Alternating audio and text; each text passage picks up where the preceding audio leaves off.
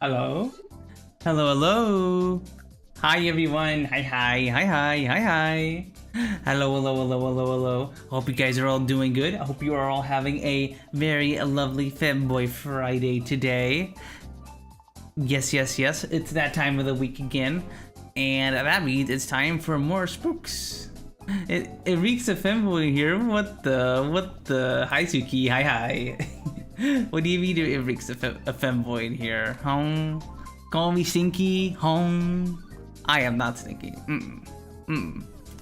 Not stinky. I showered yesterday. I am not stinky. Don't let him lie to you. What the? What the heck? Pretty stinky. What the heck? I can't know what the fuck. Don't ignore her chat. Ignore her chat. She's like, I'm not stinky. I swear. I swear I'm not stinky. I'm not. How are you guys doing? How are you doing, chat? How has your days been? Mine been pretty okay. Mine been pretty okay. As you guys probably have been hearing, from the Canadian wildfires, there's been a bunch of parts of the US that are like covered in smoke right now. And here in Delaware, it's not too bad. Like, if you step outside, it stinks a little bit. And you can see a little fog hanging in the air, and it looks like it's constantly cloudy. It's not too bad compared to some other parts of the US, but it's still like it's still crazy, right? It's absolutely insane how crazy these freaking wildfires are. Here, let me show you this this TikTok I saw earlier today. Let me show you guys real quick. Let me show you.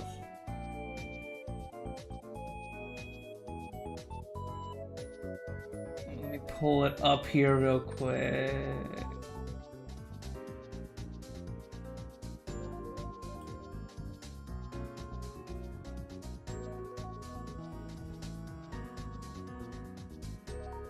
Here we go. Look how crazy this is. Look how freaking crazy this is, chat.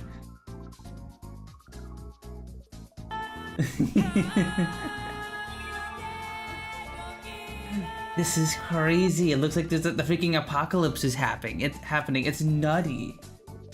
Like actually, it's freaking scary.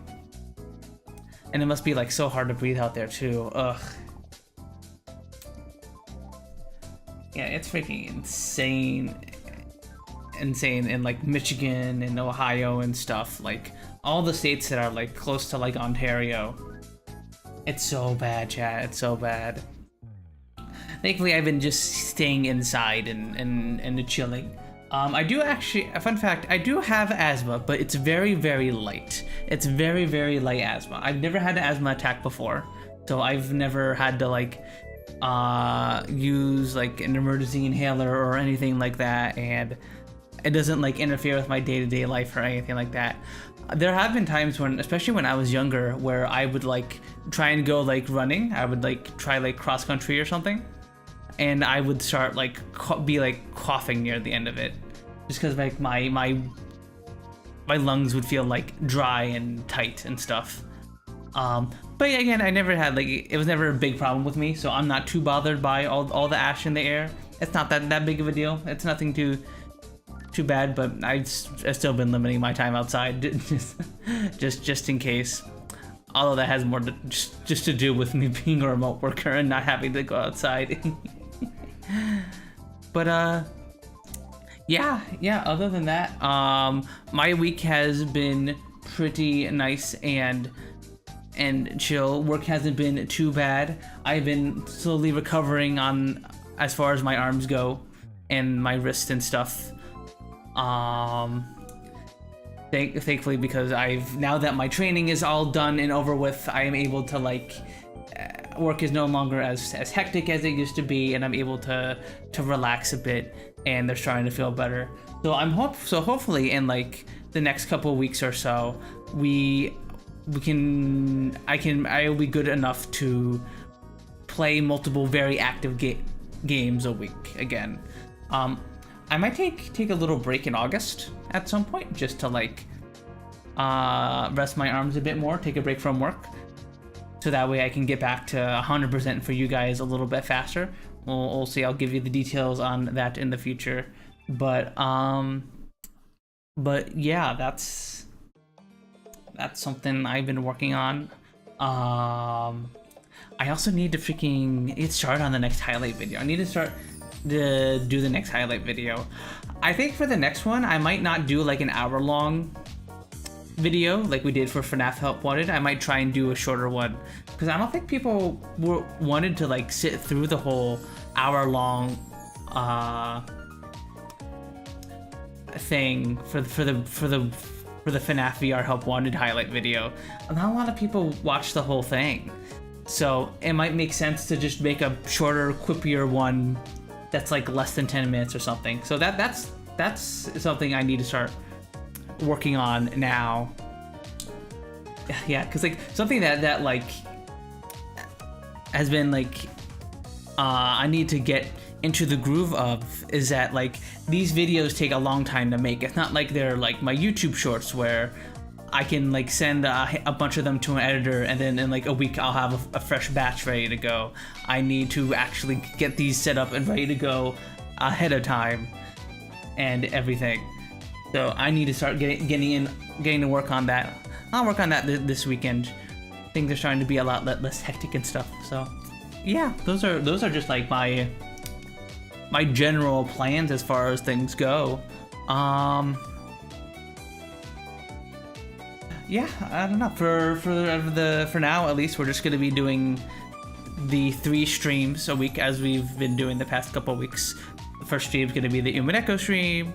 Then we're gonna continue playing Scarlet Hollow because I've just been enjoying this a bunch, and then gonna be continuing to do Factorio only 1 day a week for now. I want to make sure I don't overdo it, right? I want to make sure I don't like overdo it on my arms with Factorio, because even with the cruise control mod that lets me control the engineer with my mouse clicks, it's still a very demanding game. There's lots of clicking, there's lots of moving around the map, and I've been trying to get a lot better with using less mouse clicks by using like blueprints and stuff. I might even like off stream make a bunch of blueprints for myself, so that way I don't have to like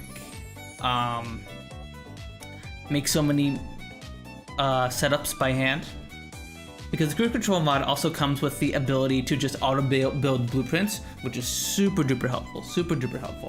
So I might just make a bunch of those for myself off stream, so that way when I actually play the game on stream, I can play more of the game. But I am excited to play more Factorio tomorrow. I am very excited. I'm excited to start making our first train network and getting our first iron mine going. You know what else I'm excited for? I'm excited to eat food because I did not have dinner before stream. I did not have dinner before stream today, so I am hungry. And CL just brought me out a big bowl of pasta. So we're gonna put on Daily Dose of the Internet while I eat food real quick. And then we're going to do some doles. Let me. No, not you. You're the old Daily Dose of Internet. I need a new one.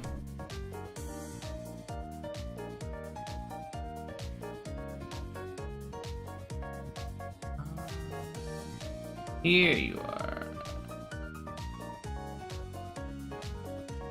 Okay, we're gonna move on over here to the. No, not yet. Not yet.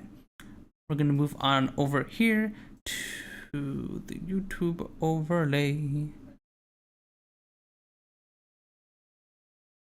And I'm gonna turn this on. I'm gonna move on over here. And then I'm gonna let you guys watch Daily Dose of Internet while I eat. Hello everyone, this is your Daily Dose of Internet. This fast food delivery driver ended up in the middle of a police chase, but that didn't stop them from delivering their order.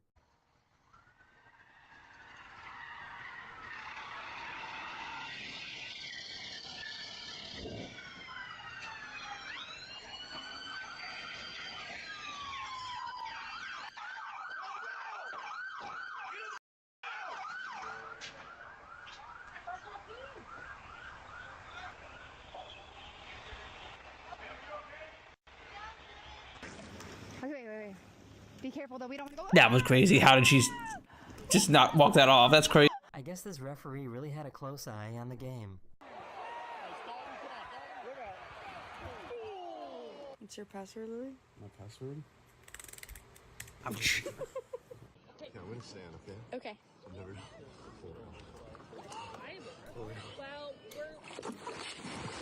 This guy really had the best seat in the house. Oh my god! Hi, Tig. Hi. Watching some Daily Dose of Internet while I eat my food.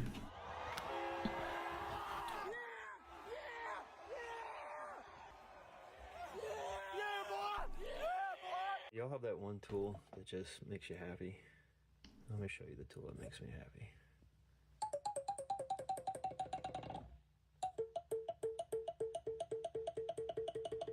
So we just lost power. So I figure I'll show you my favorite tool.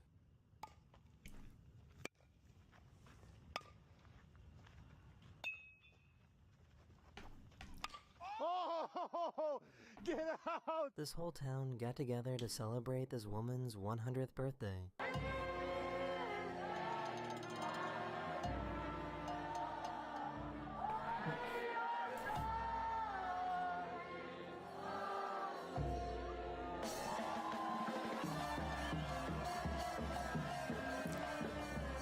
Hi, Nova. Hi.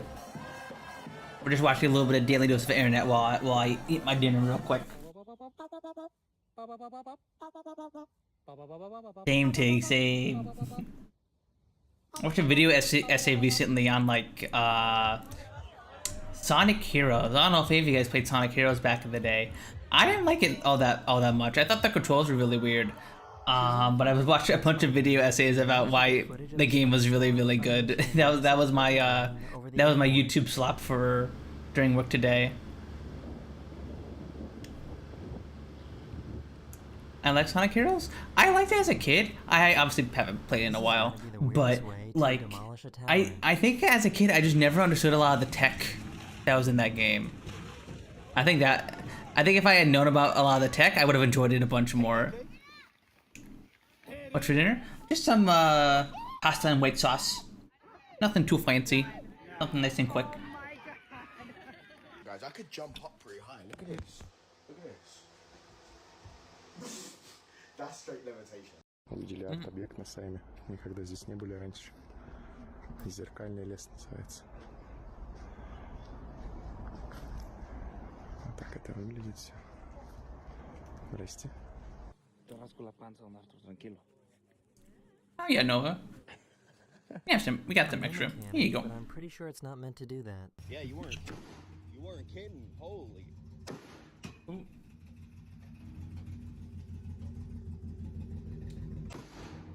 Oh Jesus! Did bro put a gun in his car? Oh my God!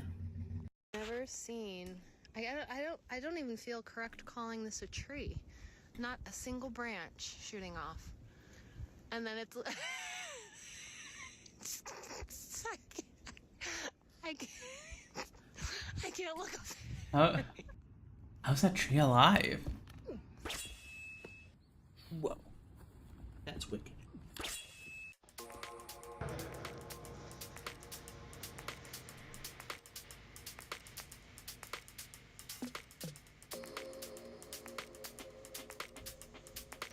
This pigeon needed some help, so they administered some oxygen. Aw, cute.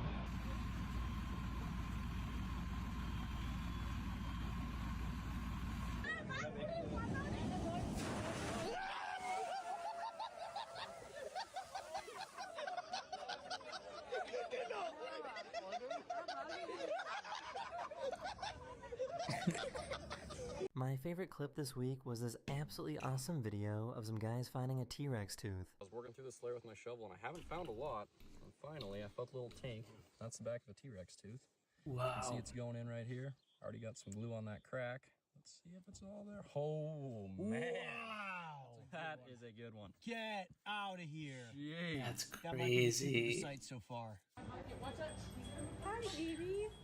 Hi, baby. Hey. Look, he wants a bite. Let's go get him a bite. Oh, we don't have anything for you.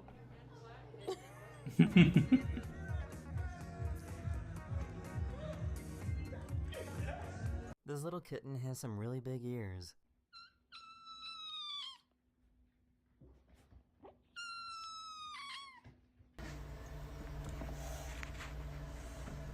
Oh yeah. I got my gingerbread house. Beautiful.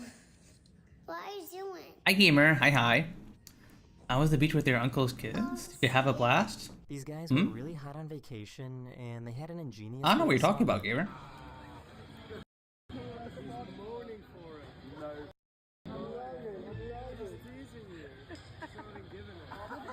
I hope you're doing good. Hope you're having a good Friday so far.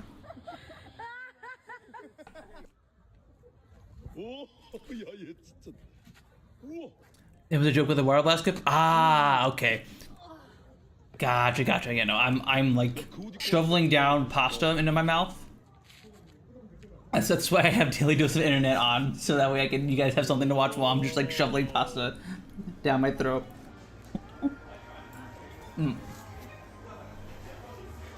We're staying at a place in Italy. It's so beautiful. It is absolutely gorgeous. It's small, but hey, I mean, you have an open window. That's a cute little... beds, Interesting. a shower. Oh. Huh. Yeah, doing good. How are you? I'm doing pretty good, gamer.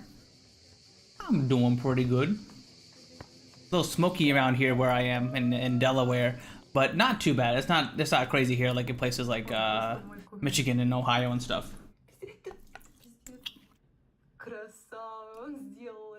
Just putting Jimmy Subway Surfers up. True.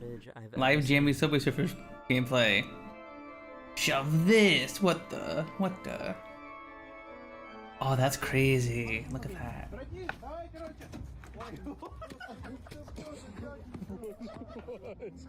I hate having a long name because it's like nobody even give a damn about you. Nobody even That's give a a place to put the shower, right? That was like a freaking... You couldn't have spaced That's just it like out. one of those freaking porn hotel rooms Like, they use for like porn. They got the shower right there. Twilight. View dance challenge. Doc Martens. Candy Marie. This might be the goofiest wedding ever. Marriage. Marriage is what brings us together today. Yeah, they're today.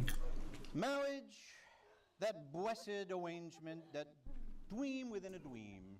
Why is he doing the hello princess? Why is he doing the hello princess accent? That's crazy. What is happening? Hi, Sevi. Hi. Ow. Dang, or is it tree jujitsu? Also, holy, that tree just Jujitsu. He got him in a headlock and an armbar. grew up through that tree. That's crazy. This laser weeder can identify and eliminate weeds without chemicals, herbicides, or soil disruption. Well, that's cool. That's crazy.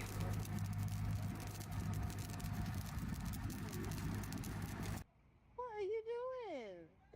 Can I help you? Who's that? What's that? Seen with the bird.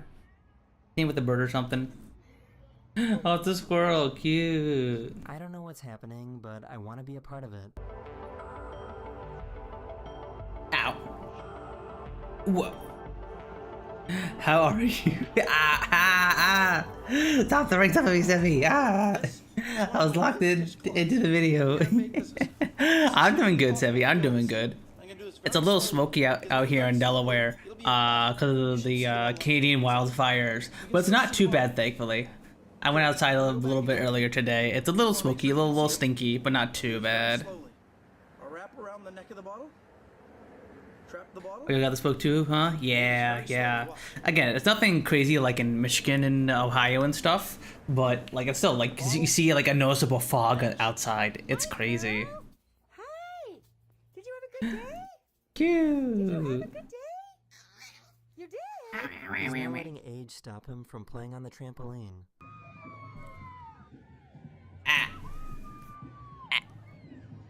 True. Oh my god, look at him go. I'm surprised his back didn't break from that. Holy. True, true. I will probably get a concussion from all the stuff being thrown at me. Oh my gosh, and a couple good Mayos too. I wonder if it's gonna be like, Gotta look at this. I wonder if there's gonna be an epidemic of VTubers getting concussions from all the items being thrown at them. And Ross! It ends at Ross! It's He's managed to make music out of glass. Tits is gonna deny it. Kind of like the NFL denied like the players getting concussions for years and years and years. I'm suing Tits for giving me concussion. Tits, by the way, is the Twitch integrated throwing system. It's the program that I use for you guys throwing stuff at me, by the way. Mom, get in the frame. Sure, I would appreciate some healings. This is. And I cleric, I'm a warlock. Femboy tits. True. Femboy tits are a thing. I have met femboys in VR chat who've identified with she/her pronouns before, so those are real. Police officer was somebody else.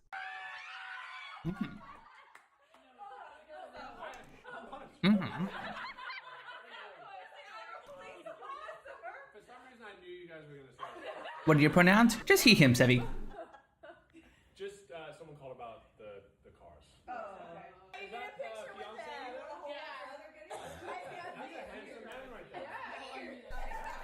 Oh, 3 streak? Nice, nice, nice. Oh man, I wish that popped up on my activity feed. Like, the reason why I haven't been calling out you guys' streaks is that they don't pop up in the little activity feed I have here on like, in like OBS for some reason. Just revolutionized barbecue. I don't know why. Cause like I got like YouTube subscriptions, I got it when you guys subscribe. I have it when you guys activate redeems, but not like for some reason not the streak stuff.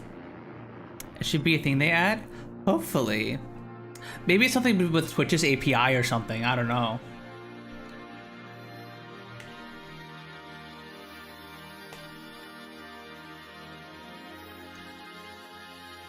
A tornado hit a transformer in Texas and caused these blue flashes. Oh no. Whoa. Oh no. Fire. Oh god, it's taking over. Do we need to go downstairs? Griffin, show us that one more time. So show us the left arm. Okay. The left arm, I'll put your fine like this, right? Okay. And then how about that right arm? My right arm though. Jesus. Oh my goodness. Bro, are you seeing this? I think he could convince me to buy just about Jesus. anything. There's a very easy masturbation joke there, but I'm not gonna make that.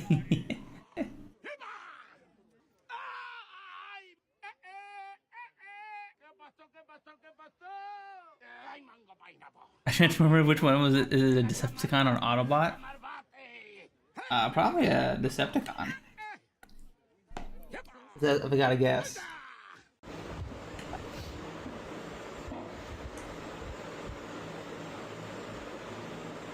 Are there any Transformers with like lightning powers? I never watched the cartoon much as a kid. I've seen little bits and snippets of it, but that's it. Oh my god, there's an alien on the highway. Figure it out. Amber, come on! Amber, come here! Amber, come on!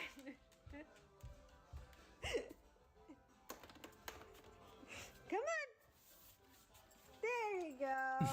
That is the end of this video. I hope you enjoyed, and I'll see you guys again very, very soon. Later. Do another video because I'm still munching on my food a little bit. That's the car I want. You want to drive around in a little UFO? That's amazing, Nova. Hell yeah. I can't believe myself right now. Hell yeah. I put this in the oven last night at like 11 p.m. Adulting is hard. I don't know. Oh my god. Oh my god. Like, should I even attempt to... That is just a ball of carbon.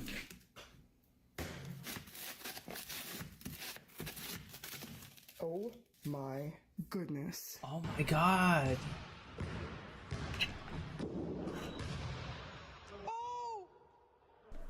Imagine trying to explain this to your insurance company. Whoa. Ooh. Ouch.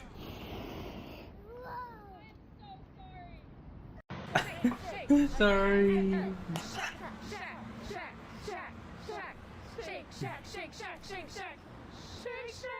There was an accident that caused the power lines to come down. Actually hit and run. Tangled in one of the lines, it caused an explosion. Would you guys fly a hot air balloon? Like assuming like your friend just had a hot air balloon you could try to like pilot. Would you ever try to fly one? The car were okay and they weren't hurt. I don't know. I love hot air balloons. I think they're pretty and neat. But I don't know if I could fly one. I'd be so scared of like falling out of the basket. Oh, cute little turtle. He's not scared. He is not scared of anything. Keep going. What are you doing? Are you serious? Oh. I thought they like buried their eggs. Or is that for tortoises? This guy has found the perfect way to stop street fights. That was an egg, Nova.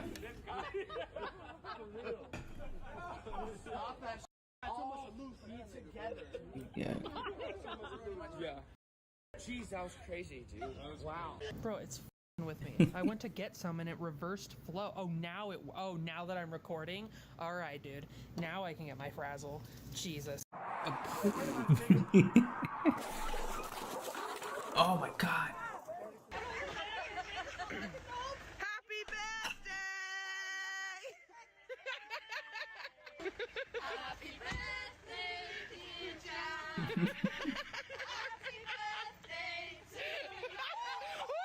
Oh no, oh no. These guys picked the perfect moment to see Yosemite for the first time.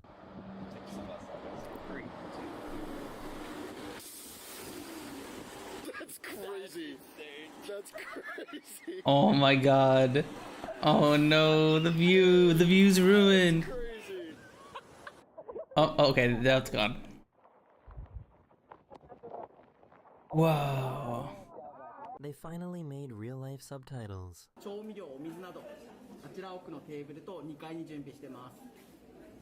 Oh, that's cool.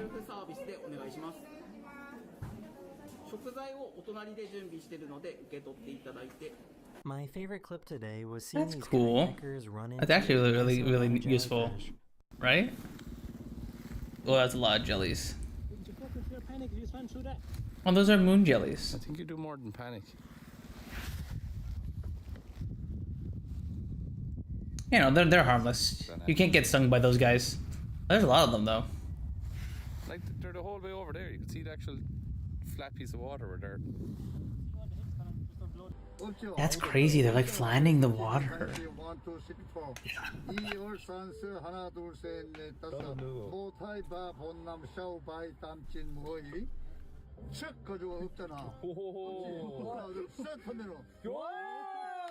So he's drawing on this iPad here. He's making some plays, and it's showing up right there.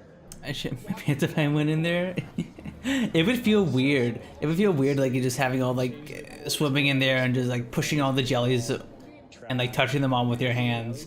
But thankfully they don't sting. So like for those jellyfish specifically, you'd be good, Nova. Not a projector. I think I'd skip the sleepover. Although that would be pretty scary. Sleepover in the kitchen. Jellyfish are Let's go. Oh my god, Jesus Christ. I was gonna say jellyfish are like super duper scary to me, but like sleeping on the Grand Canyon is scary too. What the heck? No, thank you. I've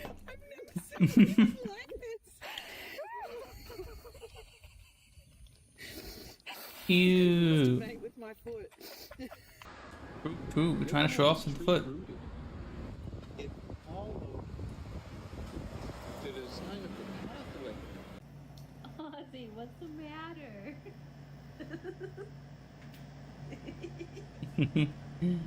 It's hot. I want the air conditioning.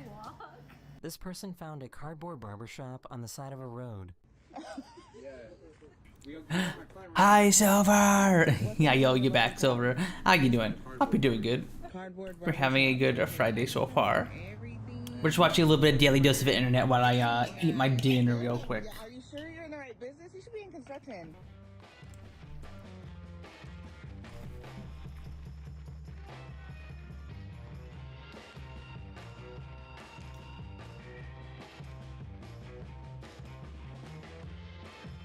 Damn, look at this guy go. Unsettlingly stocked grocery store I've ever seen. It's the stockedest Walmart I've ever seen. What I the- don't even know if stockedest is the word.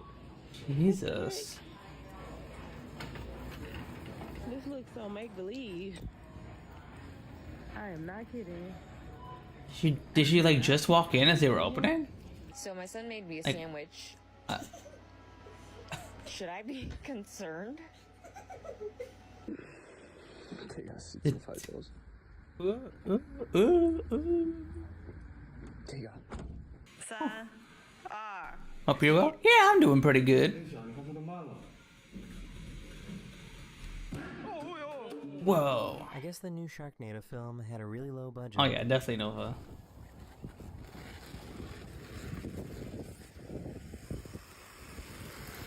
Oh.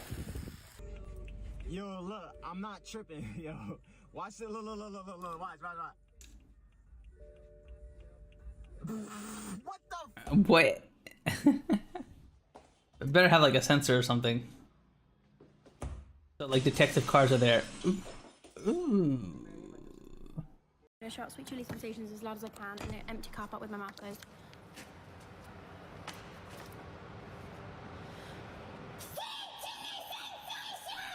You know how bad management had to been for you to put up not only the big balloon, but under new management and friendly faces?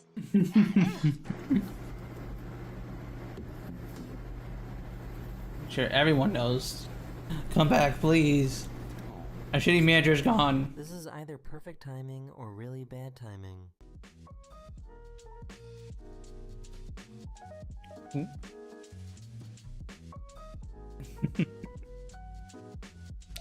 What happened at the Burger King?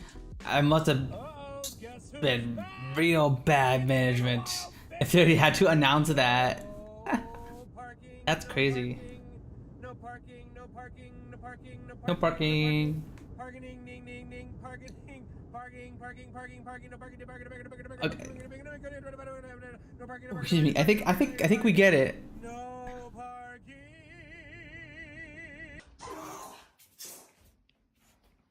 Oh.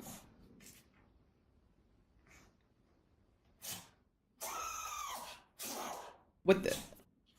Is that a dog or is that a car engine? Why do you sound like a car engine? That's not a dog, that's a car. This experiment demonstrates how air pressure works.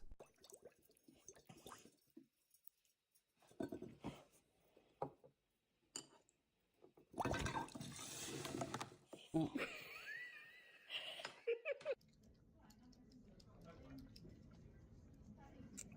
Oh, no, it's not nice. Oh, it's sour.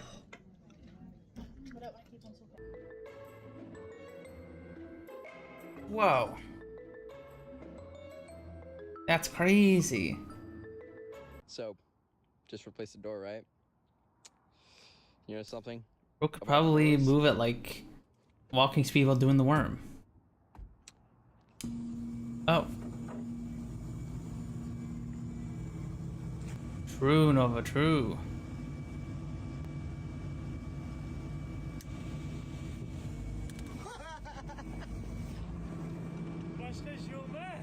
I didn't realize that crows will actively chase off eagles, hawks, and other predators. This person captured video of the crows alerting her chickens that there was a predator around. I saved a donut for the crows because they've been very Oh, the bald eagle.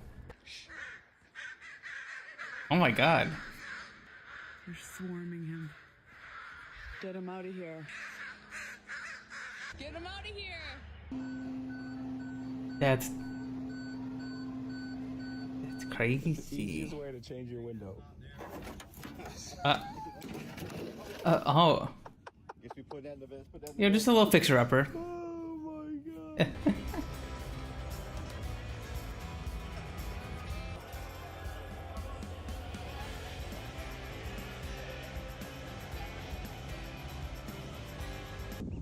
Robot. Oh, you're right on the picnic blanket. Those are not real berries, honey. The Cute. Siamang took in a young bird. What the Cal is cow? reading us with a party read. What the heck? Thank you so much for the read, Cal. Thank you. Welcome on in, everybody. Welcome. How was your stream, Cal? What'd you guys get up to? I'm just doing a little. We're just watching a little bit of Daily Dose of Internet while I eat my dinner real quick. We just started stream a little bit ago. How was your stream? What'd you guys get up to? Hope it was good. Hope your subathon has been going well. Yeah, once this video is over, we're gonna be doing probably like a little bit of those, like Scrandle and stuff. And then we're gonna be continuing the horror game I was playing last week called Scarlet Hollow. It's this nice little like narrative horror game visual novel thing, and it's been really fun. Been doing Dragon Age Origins? Oh, right. How has that been? Because I love the Mass Effect series. I played through the whole thing before my arm problems, but I never got around to playing Dragon Age. I think I played a little bit of Origins, and that's it. I never checked out the other games in the Dragon Age series. So like, what? I remember I was trying to get to this one town, and it was the PC version, and I kept crashing trying to get there. Which one was it? It was a big castle. But yeah, I at one point when I was younger, I just crashed a bunch of times trying to go one place, and I just gave up. I never picked it up again. But other than that, I enjoyed the game a decent amount.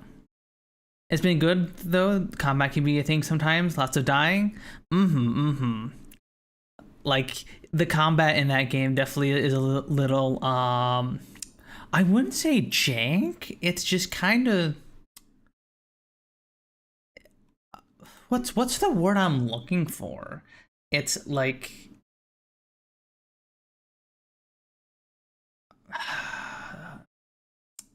Weird. It's like weird. It's like weird. The way how like Mass Effect 1's combat was kind of weird, and it's a little better now in Legendary Edition. I know what you mean. I know what you mean. The combat could be was a little rough for me as well. But yeah, hopefully you've been having a good time. Mario 64. But I quickly saw that what about Mario 64? Is that jank? With the baby bird and showing maternal behaviors towards it. Oh, and every time it would make a noise, she would try her best to comfort it. Cute. You said castle? Ah, okay. So Eve stepped outside Gotcha. A chance to safely retrieve the baby bird. True. Reunited with its mom and seemed completely healthy and unharmed. Bro. This is the best hat I've ever seen. Whoa. That's an amazing sun hat. Guys, I finally found one. I've wanted to find one of these little guys. A cute little book. For so long. Is it a weevil? It's a weevil. Cute. Yes. Yeah, it's okay, but a couple of rough days. Aw, I'm sorry to hear that, Cal. So cute. I can't stand I hope things get better for you soon. This guy. Hi, Kiss. Hi. Hope you're doing good. Hope you're having a good Friday so far. Whoa, that was sick. We're just watching a little bit of Daily Dose of Internet before I eat my dinner real quick. Just wanted to get some treats from his favorite store.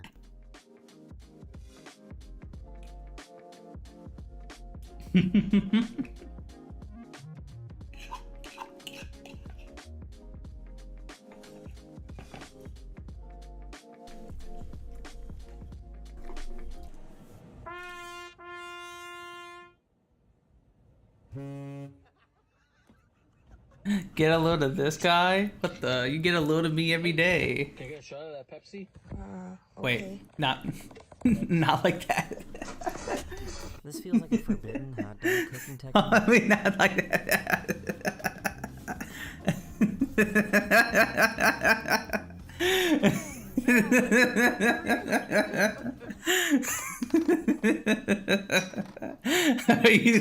I'm not clip farming, I swear. I'm not clip farming. I'm not clip farming. I swear, I swear, I swear.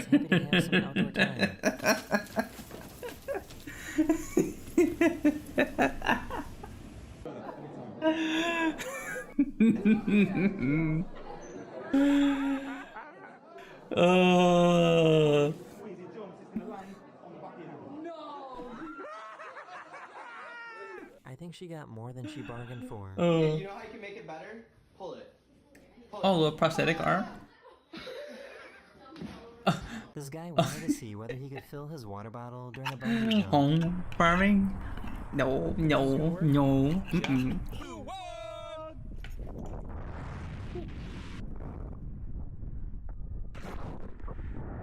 Whoa. Year 65 of splitting, no matter what, on the birthday. You need to stretch? Yes, there we go. There we go. She still got it at 65. Hey. Ay, cabrón.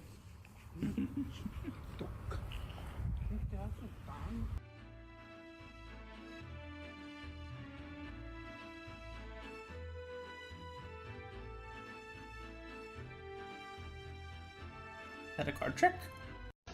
Whoa. Right at thrift store, bro. All these toys are so ass. Like, oh my god. I just released a new video over my brand new science channel. If you like science, go and check it out. That is the end of this video. I hope you enjoyed, and I'll see you guys again very, very soon. Later. Alright. Alright, that's enough daily dose of internet. Why don't we move on to the dolls, everybody? Why don't we move on to the dolls? We're not going to be doing Esme today since it's stream's already been going on for like almost an hour. But we'll do Scrandal at least. We'll at the very least do Scrandal. Like you gotta get Scrandal in, you know. It's our favorite. It's our favorite. Alright. Alright, what do we got for the bonus round? Cheeseburger and chips. And cheese stick. And Cuddle. We can squeeze Cuddle in there. We can squeeze Cuddle in there. So there's like Scrandal or riot. I need to see the. I need my scrans. Hell yeah.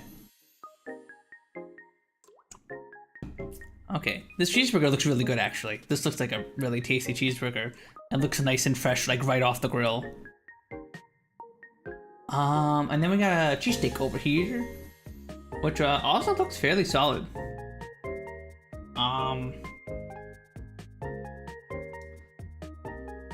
Is that see some onion, some peppers in there. Well, that's like was it like cut in half and then stacked? Was that what's going on there? I mean, it looks pretty good. That looks pretty good. I'm gonna go with the burger though. The burger meta's still strong, so like you always gotta go with the burger. All right, what do we got here on the left? Donor meat, chips, and cheese pie. Excuse me. That looks fine. I guess. It do be looking like the inside of a pie.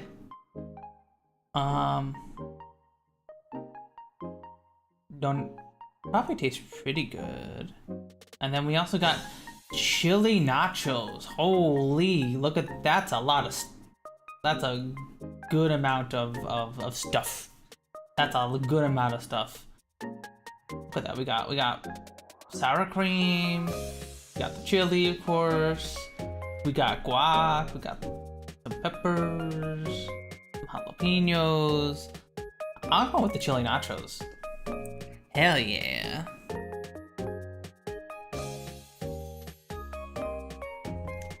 God, I would fuck up some chili. We should go grocery shopping tomorrow, hun, and then we can get some ingredients for chili while we're out. I don't think we've had chili in a hot minute. We should make some chili. Okay, we got large donor meat. Yeah, looks like a lot of donor meat. With some chips on over there along with it. Okay. And then we got chicken and chips, aka fries, because this is in the U.S. from the U.S. These look good.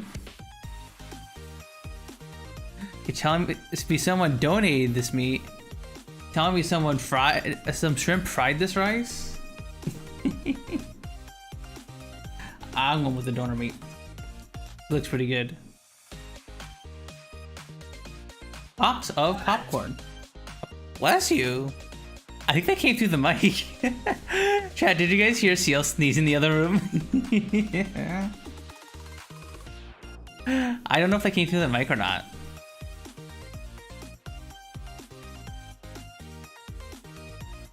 My throat hurts. Aww. Sorry to hear that, hon. Alright. Well, yeah, that is a box of popcorn. You can't go wrong with some popcorn at a stadium. We got burger with onions.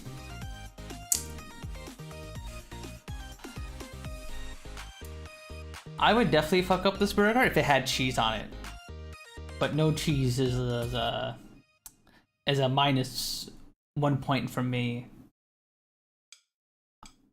I think I'm gonna go with the burger.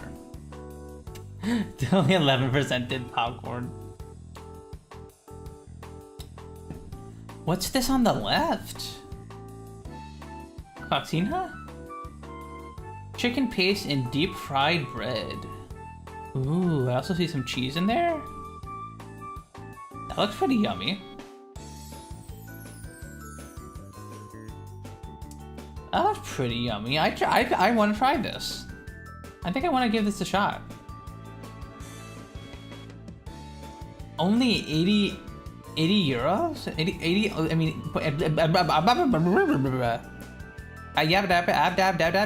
that's all, folks. Only 80 cents. That's pretty good. That's pretty good though. I don't know what happened there, Chad. I think I just had a stroke. Chicken tenders and fries with liquid and death.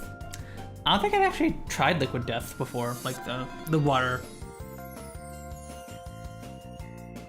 So I don't know if it actually tastes any different. I've had Fiji water before. You can definitely taste a bit of a difference in there versus like tap water. I'll have to try liquid death at one point. But 20 pounds for all that is I'm going with this. Nice. Okay, we got Bombay sandwich, balti pie, and a samosa with mint and chili sauce. Oh, excuse me. Ooh. This sandwich. Hi, Larby. Hi. Hope you're doing good. Hope you're having a good Friday so far. We do have lay sandwich, mayonnaise, the sandwich mayonnaise, sausage, onions, and St. Marcelin sauce for £5, 80 pence. I'm going with the sandwich. That looks pretty good. Okay. We're doing good so far, chat. Salt and chili chicken pie. I guess that looks pretty decent. Weird to advertise salt as one of the main ingredients. Like, cause I just assume that most stuff has a little bit of salt in it.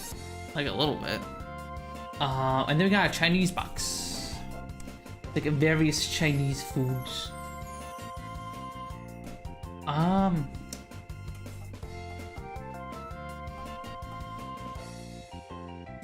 This is a tough one. Because the pie picture looks pretty good. It's definitely a better picture here on the left. But I gotta remember that Scrandal's very British. I'm gonna go with the left. Really? Dang it. Dang it. Dang it. I should have gone with the Chinese food. Alright. The New York Mets Stadium. The Mets, baby, the Mets. Let's go Mets. Got a hot dog and fries. Some very, like, very golden brown crinkle fries. Interesting, interesting. For 12 pounds though, Jesus. And then we got some paprika fries on the right.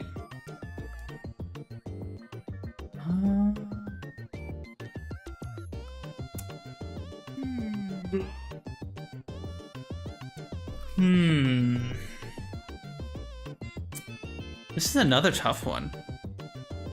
Because the fries on the right are definitely aesthetically better, but like this is a whole ass meal. I'm gonna go with the left. Dang, off by just a little bit again.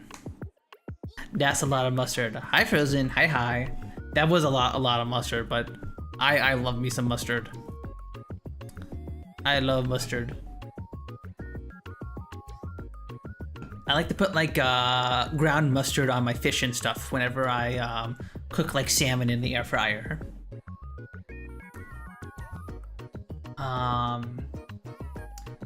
We got a spicy chicken bucket for only 3 pounds. This is in Korea. I mean that looks pretty good, I think. 3 pounds, pretty good. And then we got a Cuban sandwich. Yeah, that looks like a Cuban sandwich. I'm gonna go with the chicken. Nice. Nice. Yeah, that chicken looked tasty. Pie, mash, mushy peas, and gravy. Yeah, that's what it says. Loads of gravy. Loads of mashed potatoes.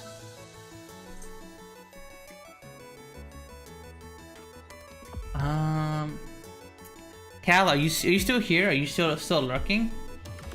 How do I tell if the pies are good in Scrandal? How do I know if the pies are good? I always struggle to figure out like how to judge if these pies are good or not just from like their outward appearance in Scrandal. But like maybe Cal's better at recognizing these since she's in the UK. Ooh, I want popcorn chicken. Yeah, this popcorn chicken also does look pretty good. With waffle fries underneath. I think I'm gonna go with the popcorn chicken. Hell yeah. Burger and chips. Yeah, that's the burger and that's a bunch of fries. Decent amount of fries though. For only 9.5 pounds. Pretty decent. That's pretty decent. And then we got some sausage and mash. Included in hospitality ticket. I mean, you can't beat free. You can't beat free. Like I'd happily eat this. Yeah, I'm gonna go with the sausage and mash.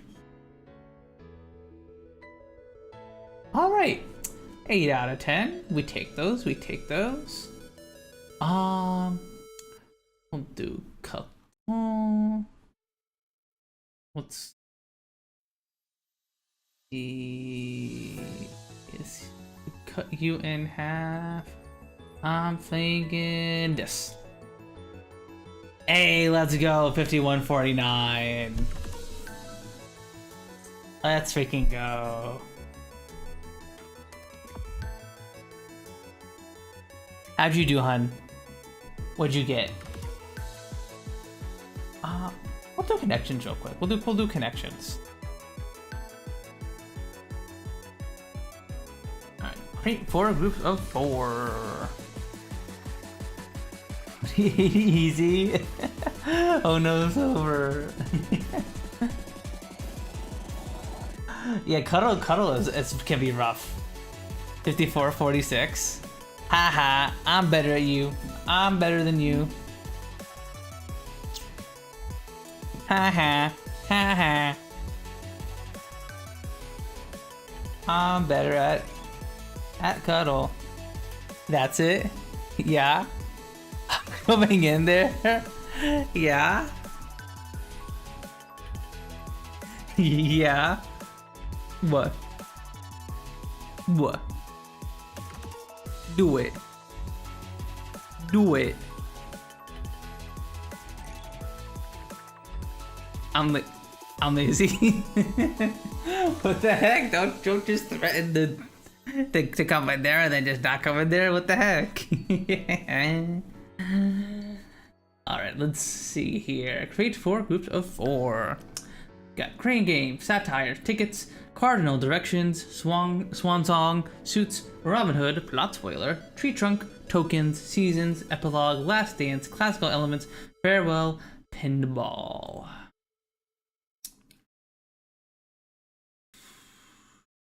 Pinball, tokens, crane games, tickets. Is this stuff you find in an arcade?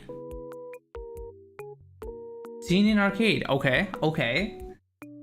Okay, good start, good start.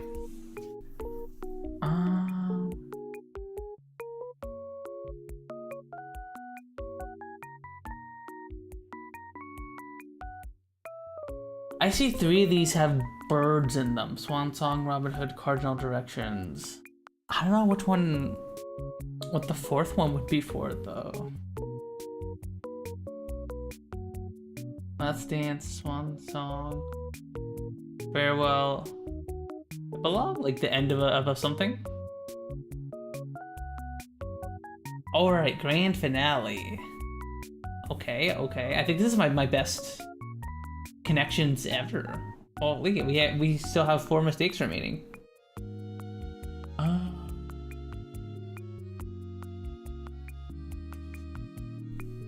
Satire, season, suits.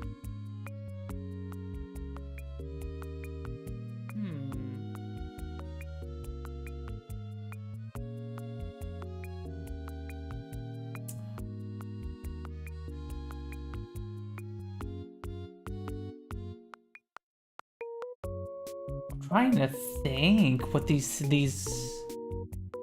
connected. Drunk.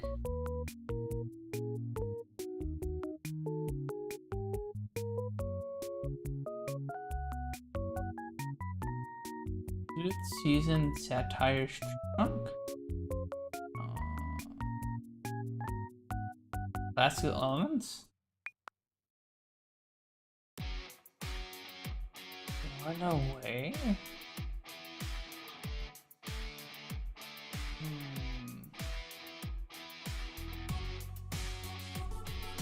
Okay. What if we do Robin Hood? Wait, no, it was... Plot spoiler? Is this related to TV shows?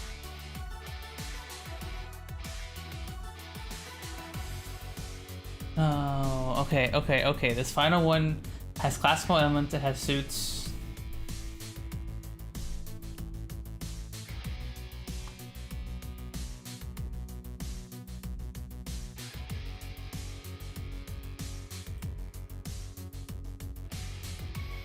Yeah, I'm throwing here. No directions? 4 groups of 4. Oh, I didn't think of that at all. That's crazy. Okay, okay, okay. What's the last one? Endings and parts of car.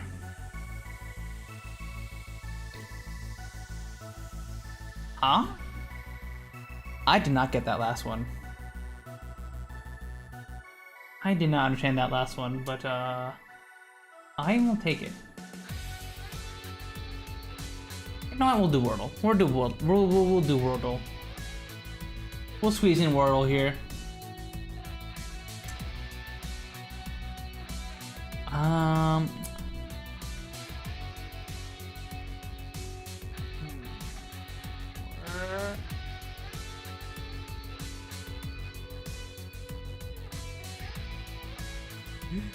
What key?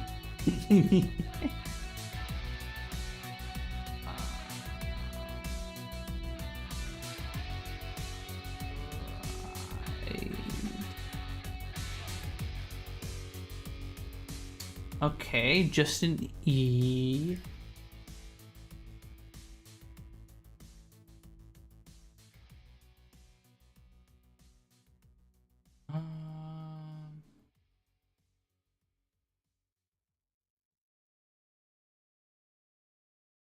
Playa?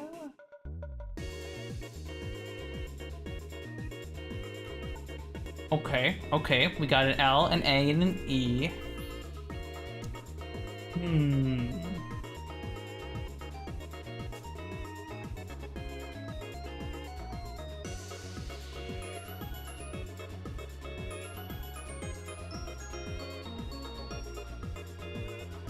Okay.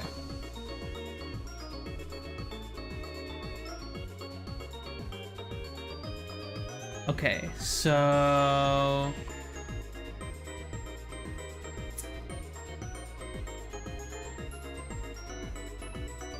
Okay, so E can't be back here.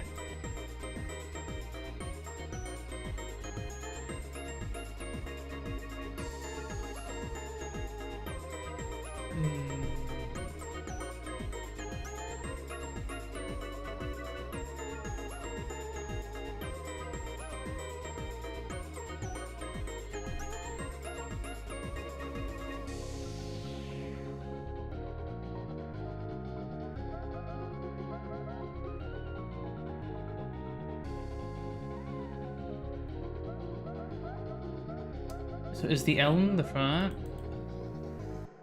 Let's see. Okay, the L is in the front. L.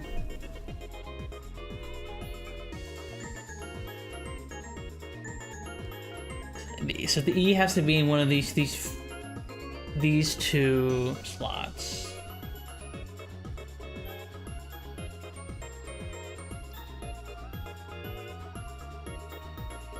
Leaf?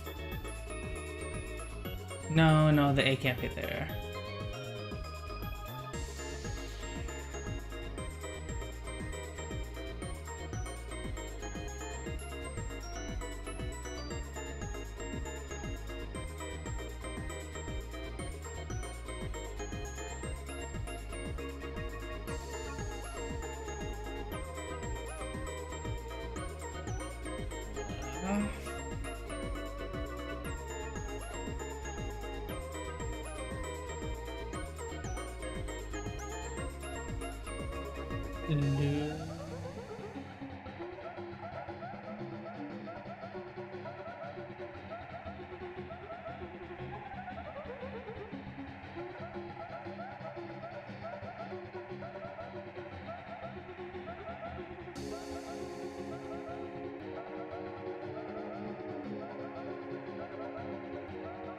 What the heck?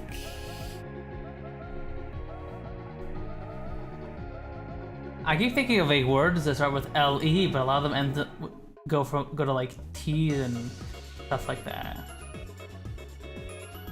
Like letter or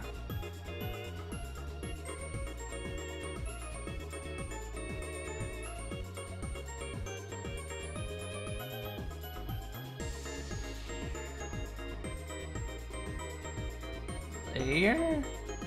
No, Y's not in there. And we know that the E can't be in these back two slots, hun.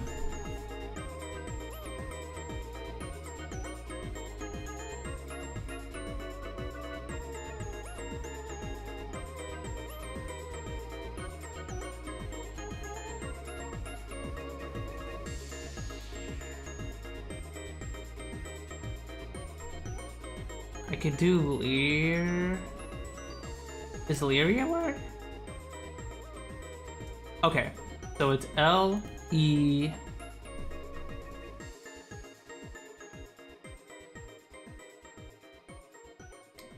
L-E, the A must go somewhere in these two spots.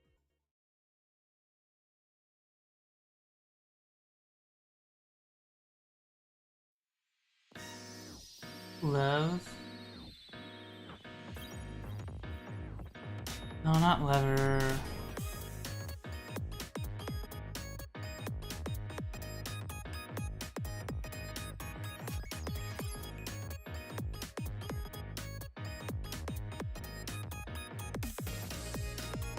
Lek.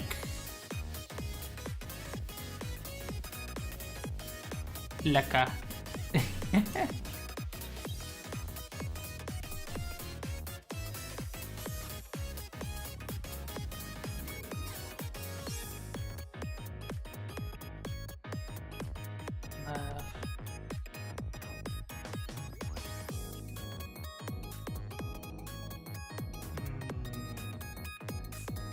Nope. I'm trying to figure out what consonant goes in here.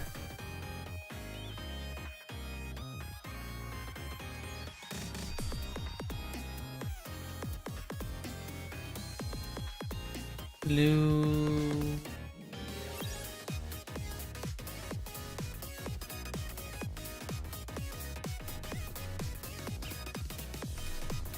Trying to think. What's something that starts with L-E that has like an A at the end?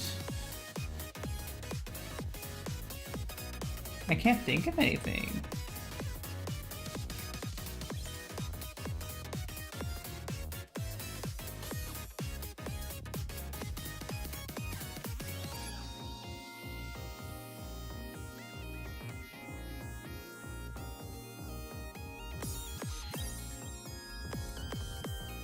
Chat, I'm stuck. I could use it here, I think.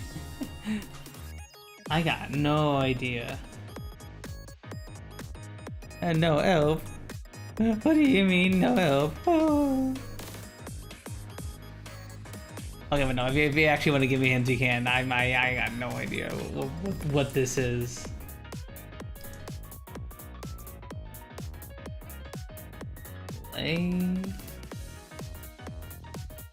Leg.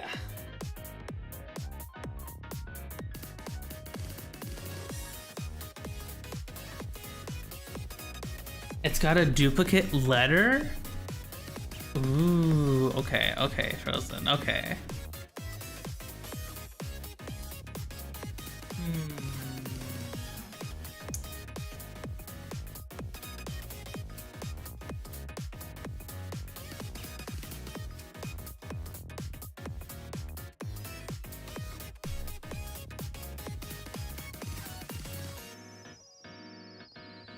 We know it's not E. So it's either the L or the A. Or maybe it's some other fourth letter we haven't found yet.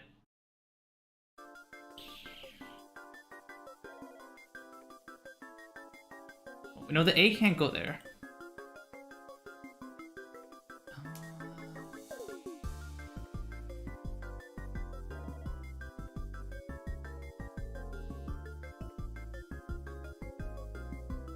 Livia.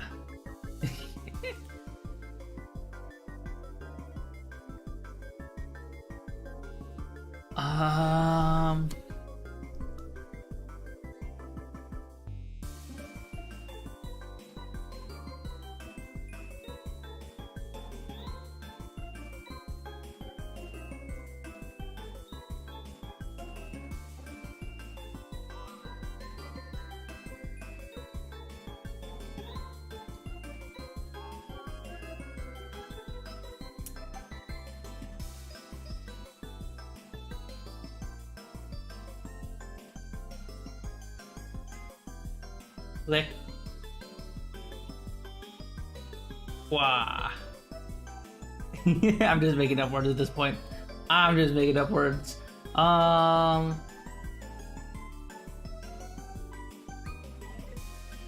There's also a G.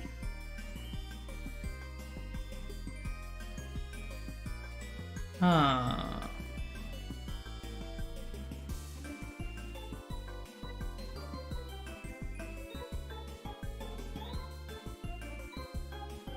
Legay.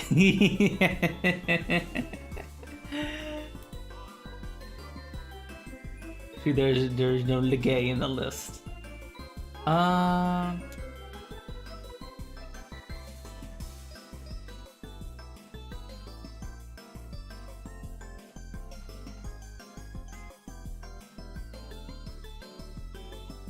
It's probably something stupid like last time. It's probably something so stupid like last time.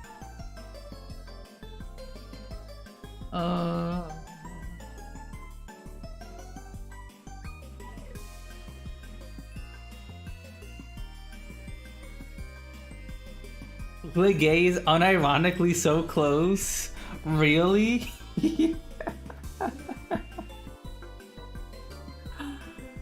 Oh my god.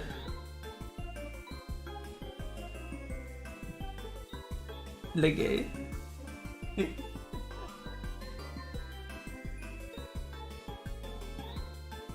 Lee?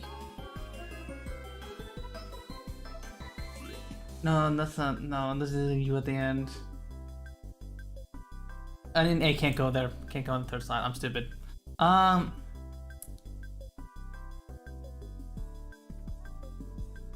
Liga.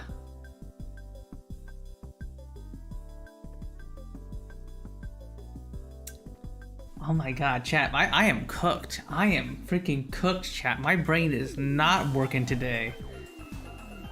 Not working at all.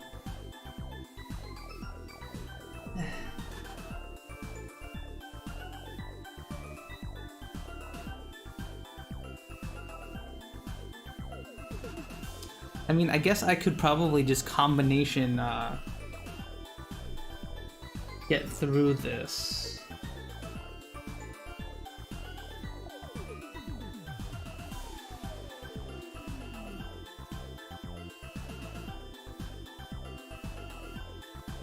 Legia? No, it can't be that, hun. Because the E can't be in that spot.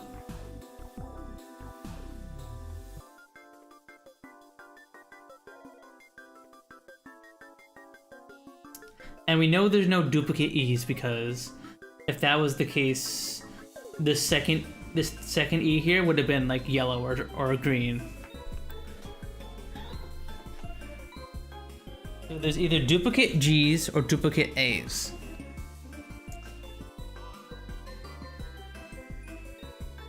And the A can't be here. So like... Lega? No. Liga. No.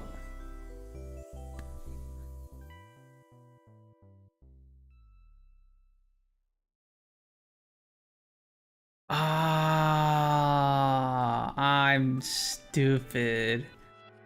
There we go. I knew it was something dumb, but I'm just too small brain to think of it. Oh man, how did I not think of legal? How did I not think of legal? Oh my god, that's crazy. That's freaking crazy. I can't believe I didn't think of that. I'm stupid, chat. My brain no work. We've learned once again that Punt has a head empty femboy brain.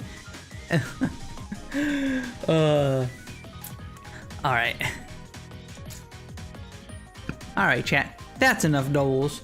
We're gonna get into the meat and potatoes of today's stream, which is going to be us continuing our playthrough of Scarlet Hollow. It is a horror visual novel made by the same people who made Slay the Princess, and we finished the first episode last week, and now we're going to try to finish the second episode this week. Try and do like an episode a week sort of thing. There are currently 5 that are out now, I think.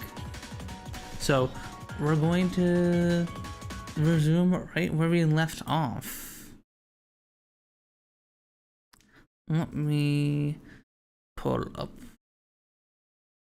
game for you guys. Scarlet Hollow.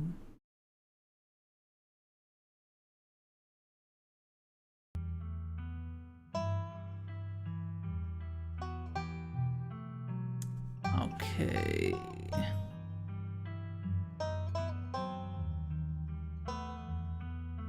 You guys should be able to hear it. That was so sing-songy. What? Like me transitioning into Scarlet Hollow?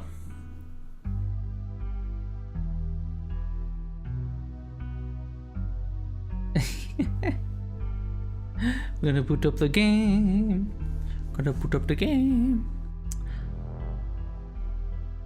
But yeah, fair warning, this is a horror game, everybody, but it's not.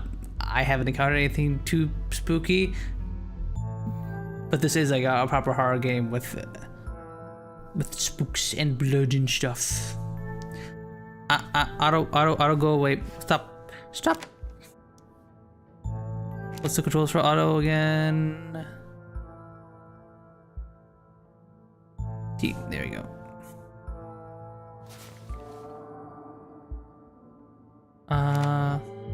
Okay. You open your eyes. The sun has risen. The birds are singing. You are still alive. For now, you are safe. Your gaze wanders across the room to the window in the woods beyond. You wonder if the monsters are lurking there right now, just beyond the trees, ready to pounce as soon as you leave the crumbling estate. Yeah, so basically, we, to catch you guys up on what happened in the first episode, we are stopping by our cousin's estate for the funeral of our aunt and our cousin's mother. And so we're going to be staying here for a week, and we decided to stop by the town to talk to some of the locals. We made a couple new friends, and then we got attacked by a strange mountain lion on the way home, like a mountain lion that was like covered in cancerous tumors. And then we got saved by a redneck in the woods. What was his name? Duke. Duke saved us from a mountain lion. Hell yeah, brother. And here are a little list of our major decisions. We apparently met an opossum in our dresser. We snuck in the forbidden wing. We did kind of just eat like rotten food from the fridge. Just cause.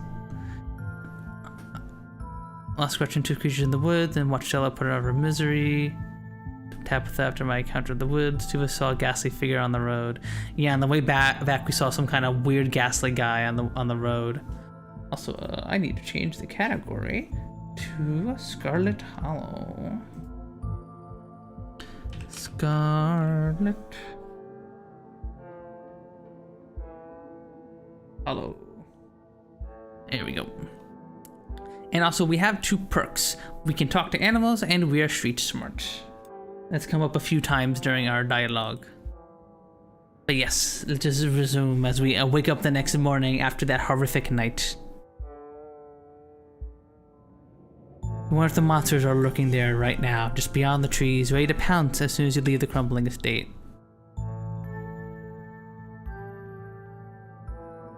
What's the... controls... Oh, T. A familiar unease settles into your gut, tangling into a knot of anxiety, wriggling as the events of last night play out in your head. Can't help but remember the sight of the pale faces jeering at you as they carried Gretchen's poor little body into the underbrush. That's one of our new friends' dogs. You're not sure if you'll ever feel okay again after what you've seen, but you can't stay in bed forever. Hunger pulls you from the clammy depths of the mattress.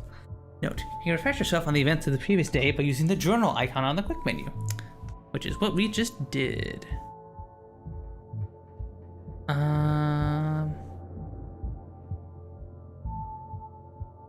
Let's look out the window. You creep towards the window, careful not to be seen by what might ever be lurking in the garden. For a second, you thought you saw movement. It could have been an animal. It could have been something else. Whatever it was, it's gone now. Oh shit, I missed whatever that was. Are we being watched, chat? Might be being watched. Maybe head out there and investigate after you finish waking up. I'll check on Dustin. You open the drawers to check in on Dustin. Oh, it's a little possum friend. Oh good, he's still here. Human is back.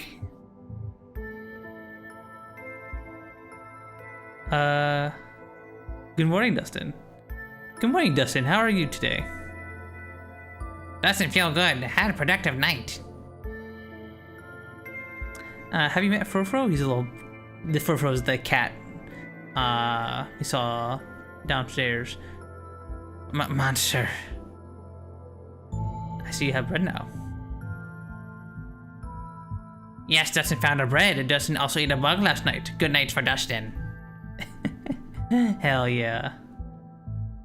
I talked to you about something horrible last night. Dustin, I almost died. What do you tell me? What do you think? Human can always talk to Dustin. What happened? The woods are full of monsters and they kill my friend's dog. That's one way to say it. When Dustin gets scared, Dustin pretend to be dead.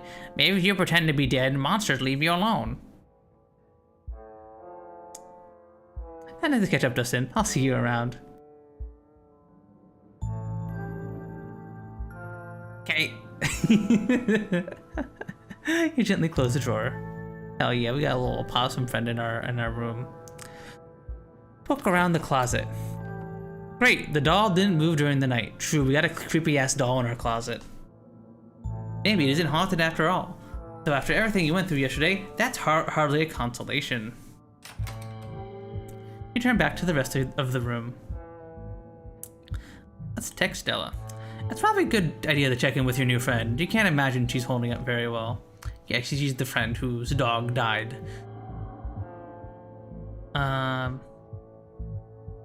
Send a picture of a tired cat you found on the internet. Honestly, this one is so me, cause like usually anti-feed. What the heck? Reading us. Thank you so much for the raid. Thank you. Welcome on in, everybody. Welcome. How was your stream, MT? What did you guys get up to? I'm playing a horror game called Scarlet Hollow right now. PvP stream. Nice. Hopefully you won. Hopefully you got some W's. Nice.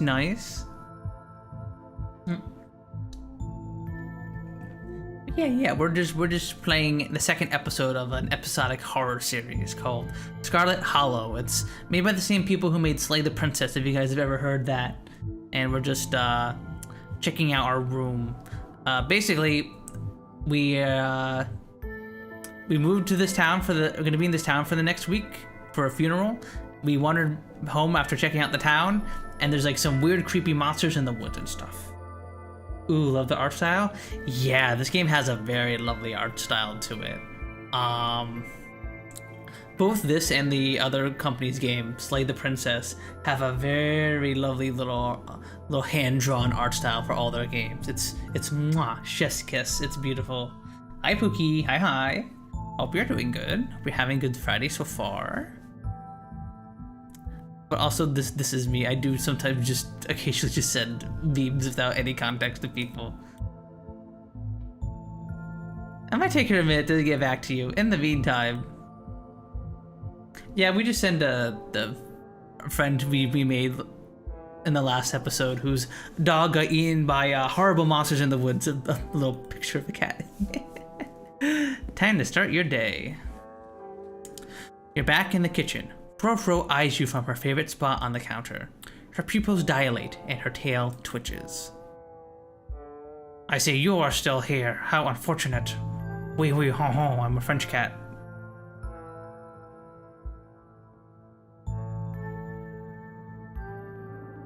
Oh, we should probably tell her about Gretchen. Gretchen died last night. I just thought you'd want to know.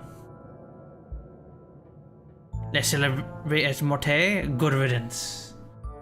Noises, wee wee home.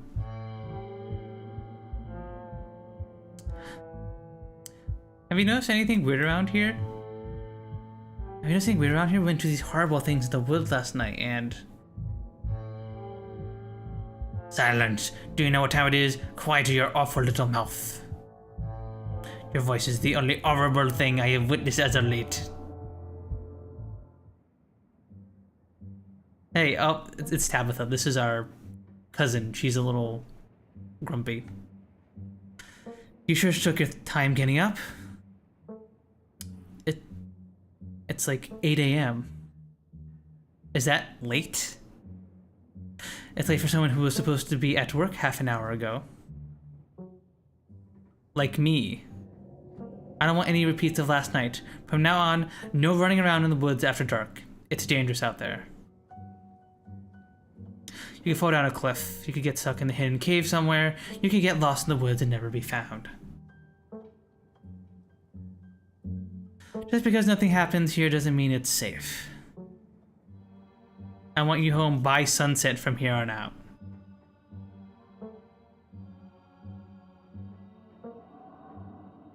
I tried getting home by sunset. I was just attacked by a mountain lion.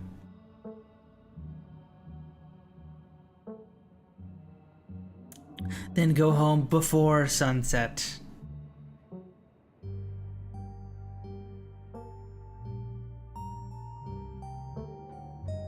What did we say to Tabitha?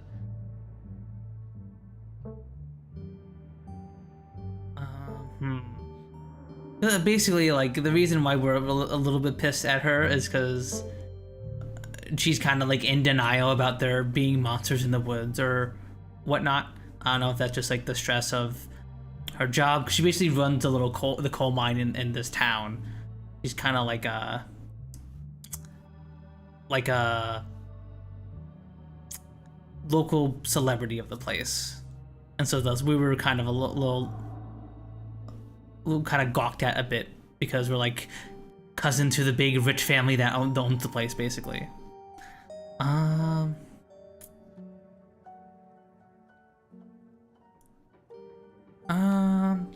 try and be nice to her. I'm sorry about last night.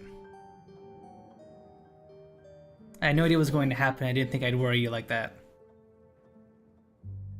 Good. Glad we're on the same page. Oh my god. She has like this awkward smile. Oh my god. I'm like, as is. I'm going to work. And I expect to see you here at sunset. Tabitha takes a few steps towards the door. Sunset.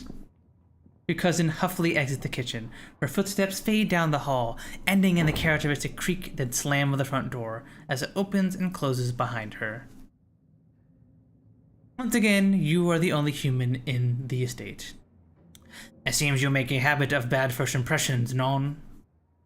The cat chuckles mockingly. A text from Stella. It's another tired cat.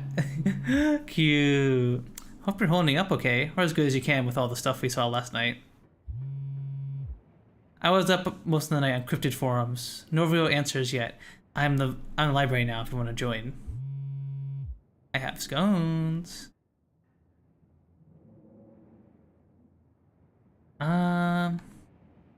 Scones? Say no more. Hell yeah, let's get some scones.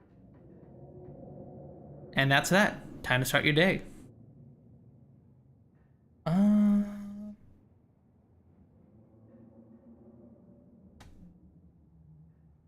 Let's see.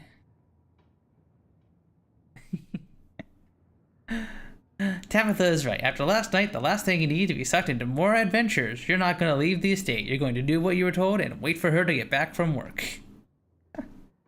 Nah. Boring. Let's investigate the garden. Let's see what that weird creature was that we saw. As your eyes wander to the garden door, you shudder, remembering the brief glimpse of something you saw from your upstairs window.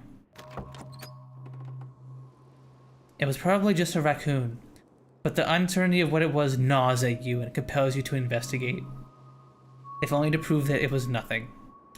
At the very least, you don't see anything now.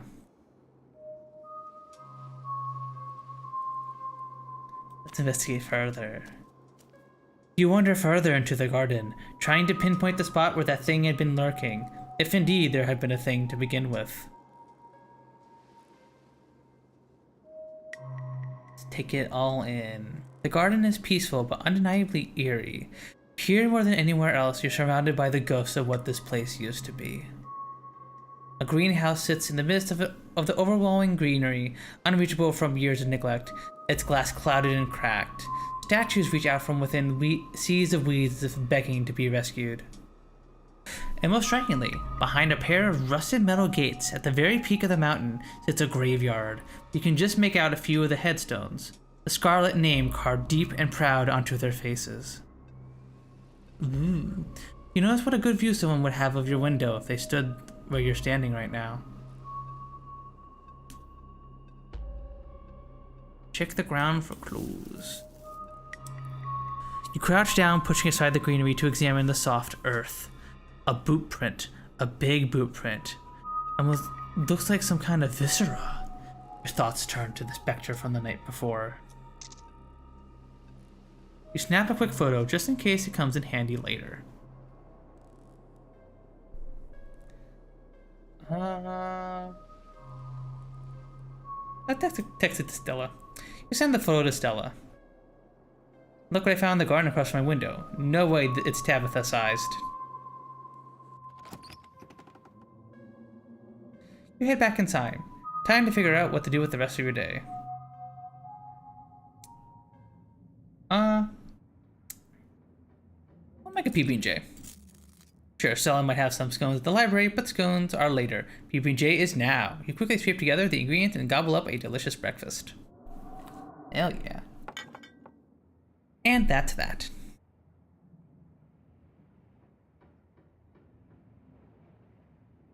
Let's head to town. Tabitha isn't here to stop you now. You head outside, back to the mountain path that leads to town. The walk back to town is much less pleasant today than it was yesterday, when you didn't yet know that the woods were full of monsters and strange men who know your name. You stare anxiously into the darkness between the trees, searching for any signs of movement. But the woods are still, at least for now. Let's continue down the path. The autumn-tinged mountains, sprawling for miles in every direction, now feel less like beautiful scenery and more like the walls of a cage. Your phone buzzes in your pocket. Jeez, that's creepy. All the more reason to come to the library. Look what I found at the library. She said she was up all night thinking about the video, adding you to a group text. Oh, that's Kanika, is another friend we made. I'm only here because it's quieter than the store, and I'm trying to figure out what animal that could be. I don't buy into this harbinger of doom stuff. We know what animals they are. They're ditchlings, and they are harbingers of doom. Sounds like they're having fun. Oh, geez, Kanika. Hi, Kanika. Hi. Hi.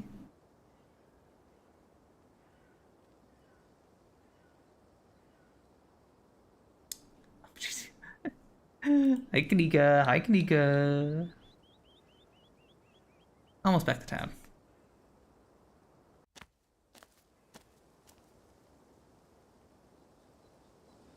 You make it in town to one piece.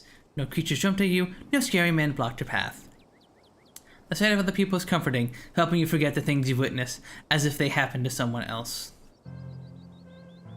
Oh, hey, Puns. It's Avery. We were just talking about you. I stopped by Sybil's to pick her up a new tea blend and, well... You're the biggest thing to come into town since the coal mine. Folks have been absolutely buzzing about you. Yeah, I met this, old lady yet. I'm Sybil. I run the tea house. I believe you met my daughter's friend, Stella? You went out with her last night, right? Did something happen out there? She barely even waved when she walked by. And Gretchen wasn't with her. They're never apart.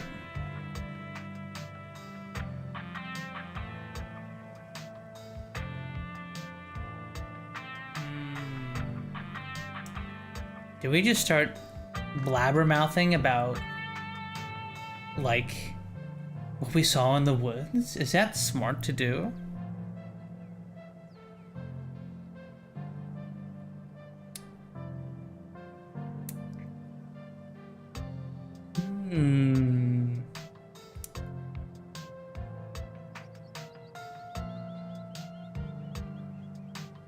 I don't know. Our cousin probably wouldn't like it if we just started blabbing about this. About being like, we saw scary monsters in the woods and they ate Stella's dog.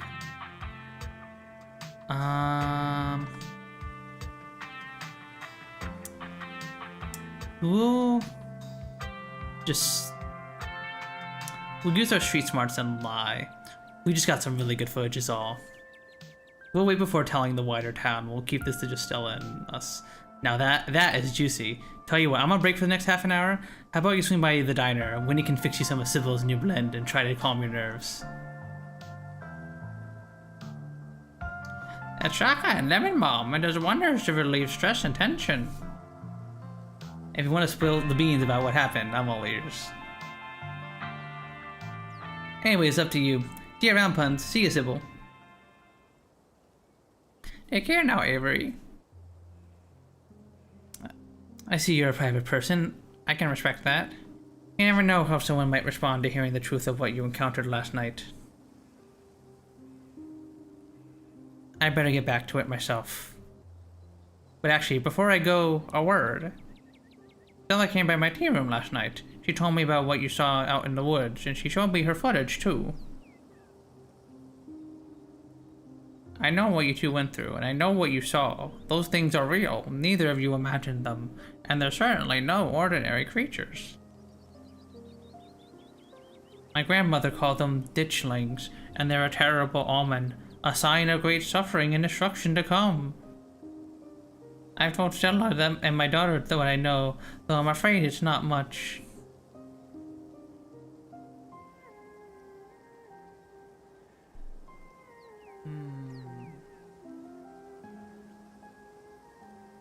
What kind of destruction are we talking about here? If you've seen just one or two, I'd say it should be a bridge collapse, a bad accident, something tragic but not devastating. But this many, multiplying like they are, I couldn't tell you.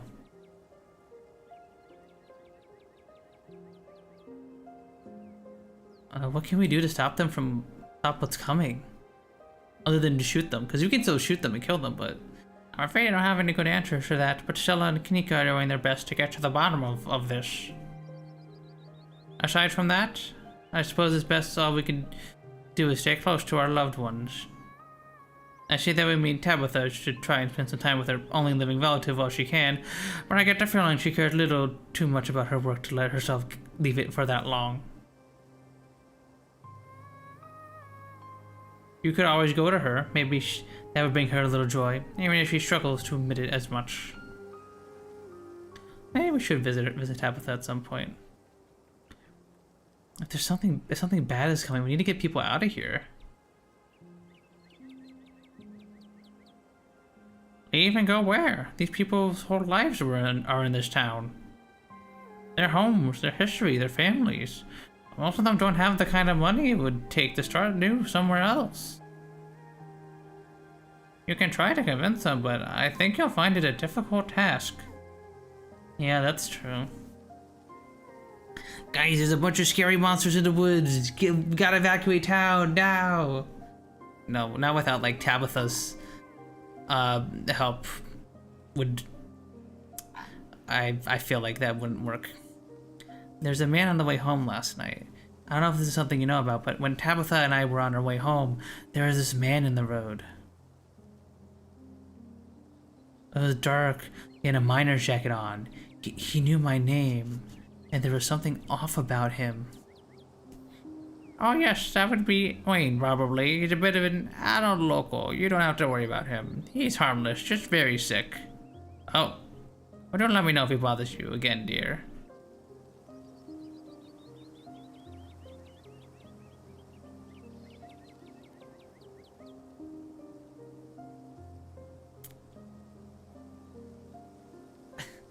Are you out of your mind? I may not have a better explanation, but I don't believe in magic, monsters, and omens. Dude, we just saw something. We saw like a forest filled with monsters and stuff. Like what? There's clearly some supernatural shit going on. We also saw they tried to do have like a ritual circle with like dead animals and stuff. So like there is some supernatural tomfoolery going on here, no doubt. How do you know all this? People tell stories and I listen. Well, not every day you meet someone who's seen a ditchling and lived to tell the tale, so I suppose I count myself lucky to have known about them at all. And you should count yourself lucky too. So they're dangerous? Are they going to start attacking people? I think you misunderstood me. They're not dangerous on their own. Think of them more like birds flocking before a storm. They're neither a threat on their own nor a cause of what's to come, merely a sign that things are not as they should be. Thanks, that was helpful. It's definitely, at least we know what they are now. Thanks, that was helpful. Of course. I'm so sorry to cut our conversation short, but I've got things that need tending to. Stay safe, puns, and God bless. Probably have a bit of time before you need at the library. The general store. Oh, there's a guy here. A young man sits at the table by the register, too preoccupied with his phone to care about what. Okay, that you stepped in. Offered him one of your boiled peanuts. You should leave town. There are monsters in the woods. We are not going to start doing that.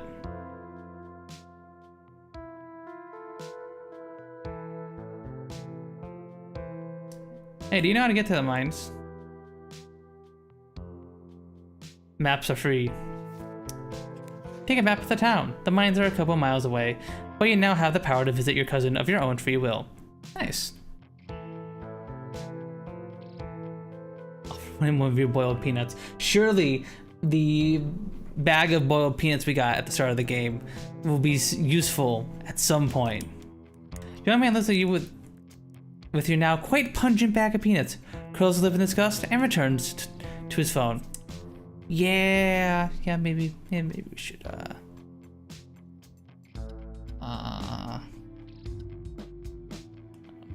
we should probably introduce ourselves to this guy. Hi, I'm Puns. I just got to town yesterday. Yeah, I know. Mom told me. What's your name? Miles.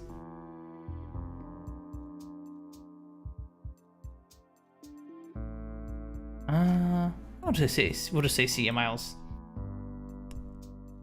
Miles doesn't respond as you turn and leave the general store. Just browsing, visit the general store without stealing anything. I didn't know there was an option to steal stuff. That's crazy. No, we are not going to do that.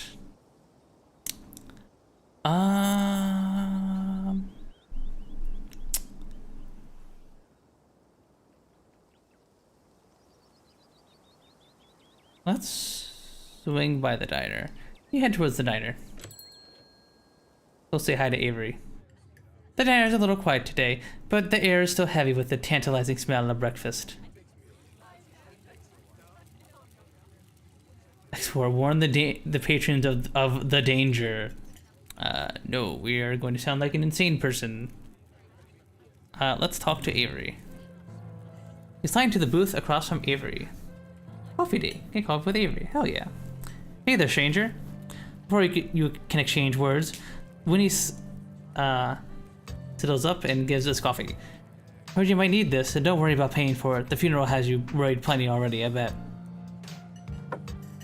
And the answer to 29 down is oink. What? The clue is pen sound. How's that a sound a pig makes? Wait, pen like pig pen? Are you kidding me? How are they supposed to guess that? I don't know why you even bother with those things. They're just gonna frustrate you. Just something to do to fill the time. Maybe I should switch to Sudoku. It's like Wordle. It's something just fun to do to make time go by. Winnie leaves Avery contemplating the daily newspaper puzzles, returns to her seat behind the counter. So, what the hell really happened last night? You can tell me. I won't judge.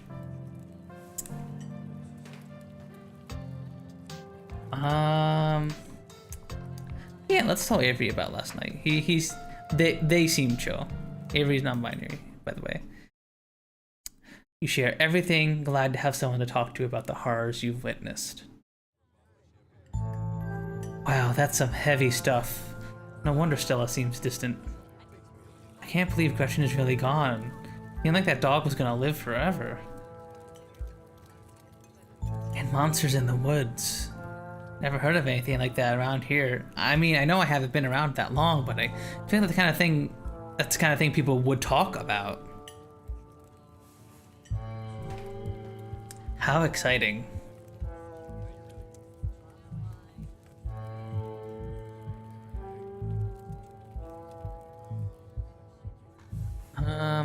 Pegged you as a transplant. Where are you from?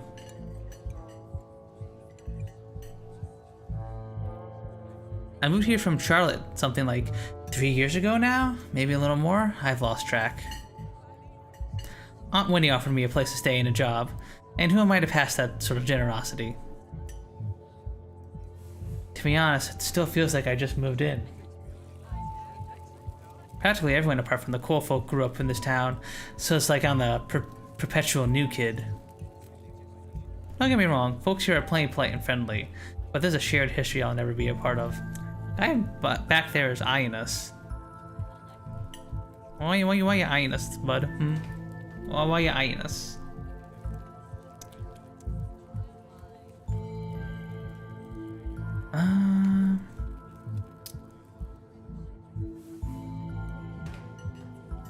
I get it. I felt out of place the whole time I've been here. Yeah, but we entered the diner last stream. The whole diner stopped and stared at us because we're like a micro celebrity here. Not like it's a terrible, right? It's like a feeling like but there's a feeling like people are. It's not like it's terrible, right? But there's a feeling like people are looking at you longer than they should. Kind of noisy asshole if you ask me. The muttering came from the man in the back booth. He strains his newspaper, hiding behind it. That asshole there. Said the guy who was listening into people's conversations. Maybe you're one of those nosy assholes, huh, Julius? The man continues to hide behind his newspaper. Do you regret moving here? I don't think I have the choice to have second thoughts. I'm not going anywhere without Aunt Winnie, and there's no way she's leaving this place. And I found my place here, I think. I can't say I feel like uprooting again anytime soon. So I think that means I like it well enough. Shouldn't uproot too often anyway, stresses out the plant. True, true.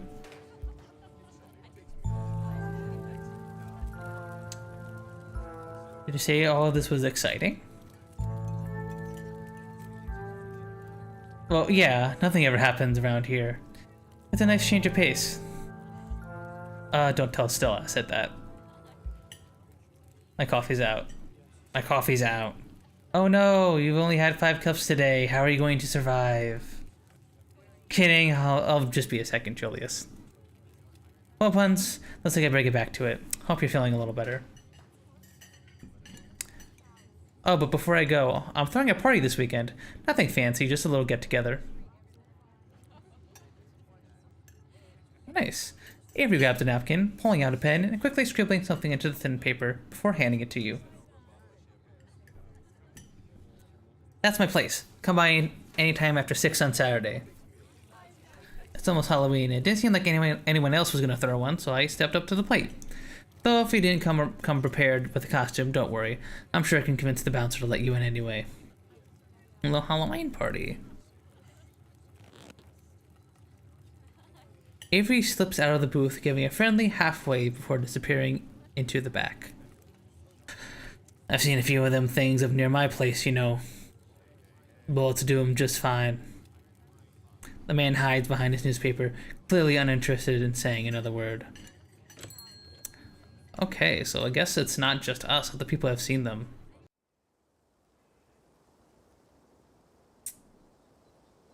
You leave the diner ready to continue your day. I'll save here just in case. I would like to do both of these if possible. I would like to visit our cousin to like help maintain our relationship a little bit, but I also want to go to the library to discuss what happened last night. We'll visit our cousin in the mines. The woods are quiet today. It feels peaceful here for the moment before you start to question why the woods are quiet today. Your thoughts can't help but wander back to the creatures you encountered, those ditchlings and the marks they've left on the local wildlife. The woods aren't quiet today. They are emptier than they should be. Your thoughts fall back to the waking world at the sight of a woman jogging towards you. Oh, you must be Vivian's kid. You threw me off. I never see anyone out on the trails this time of day. Glad to see somebody the Scarlet bloodline gives a shit about their health. Getting her heart rate up instead of just driving around. I've got a son about your age who would kill for the opportunity. I hate seeing young people who give up on themselves for no reason when other people have to fight so hard to feel normal.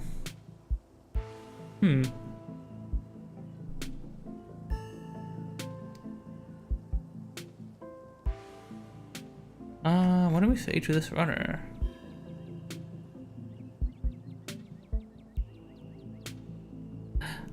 I'm not doing this for my health, I just don't have a car. You know, I'm just going to the mines. Oh. Well, as a doctor, I'm still glad to see it. Keep it up. The woman shift's clearly about to continue on her way.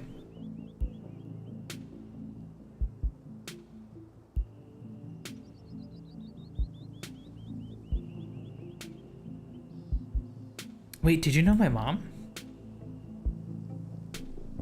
I did. Small town, everybody knows everybody, especially if you're around the same age.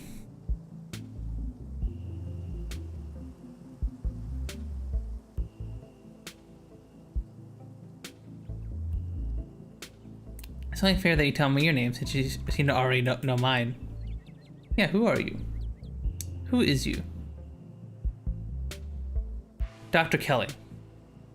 I never drop the doctor. I don't appreciate the overfamiliarity. The woman's eyes impatiently drift towards the path behind you. Alright, I'll just let her run on. In the brief pause left by her silence, she wastes no time picking up her pace again, jogging on without much another word. She disappears around the bend, and you are once again alone on the peaceful autumn mountainside.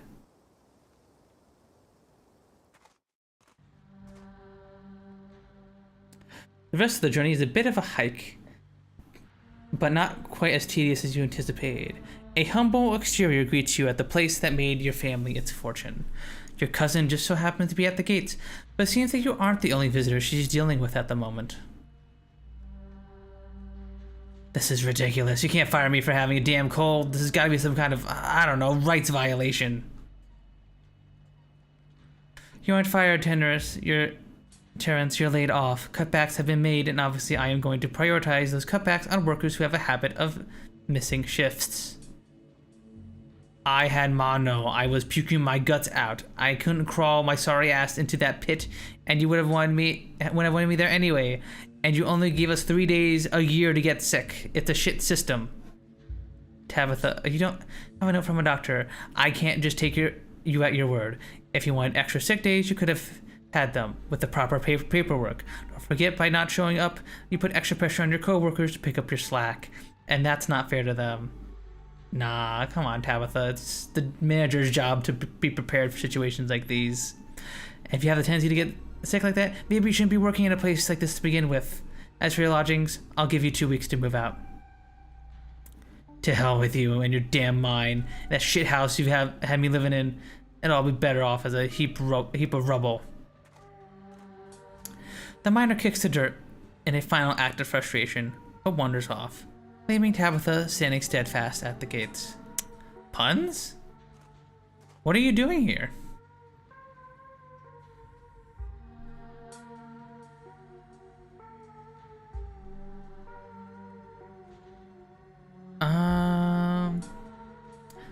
we say to her?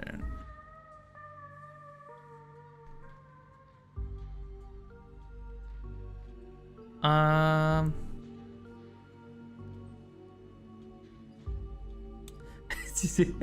don't know, I'm just kind of bored, I guess.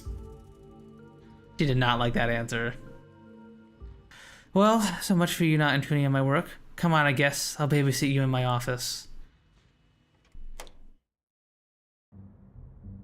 As you settle in, you're taking the details of her office. You're surprised to see a poster of what looks like Stella. She has apparently been banned from the mines. Stella is the only likeness captured on the walls of your cousin's trailer. On either side of Tabitha's desk are portraits of older people, a woman, and an old-timey man. A shotgun hangs menacingly over the desk. Besides that, there isn't much else to see.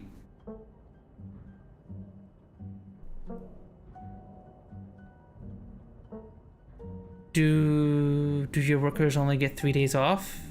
Do they also get vacations? Or... I don't need to discuss intricacies of how I run my business with you.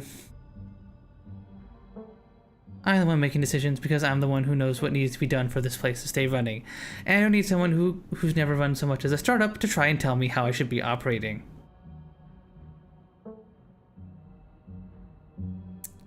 Unless I can take any time off either, I'd kill for 3 days.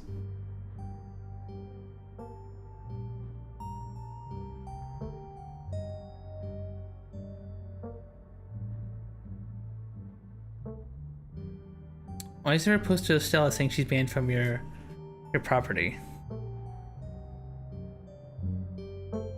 Stella likes to poke around in places she shouldn't. She kept sneaking up here to film videos, or whatever her excuse was. As if that's not a lawsuit waiting to happen, so she's banned.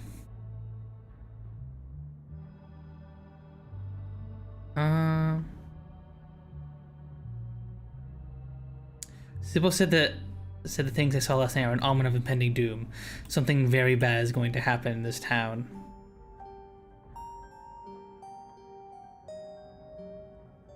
It's like, I do not want to deal with this shit. Sybil says a lot of things. She's one of those tea leaf reading fortune teller types. I really wouldn't take her vague warning seriously. Don't get yourself all worked up over what some old lady told you about the end times or whatever she was going on about.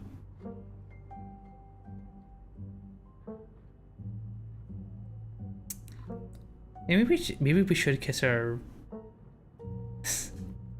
Maybe we should try and kiss our cousin's ass a little bit to like make her like us a bit more. I really admired your leadership with that guy earlier.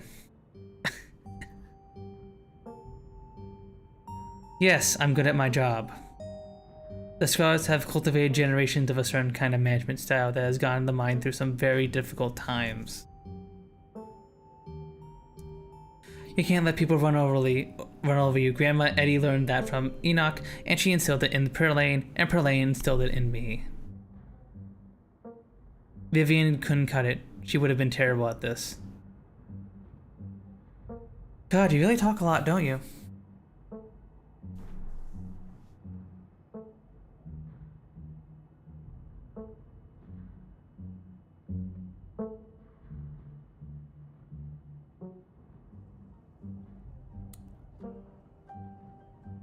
You never call Perlane Mom. I'm an adult. I don't cling to the dynamics of childhood.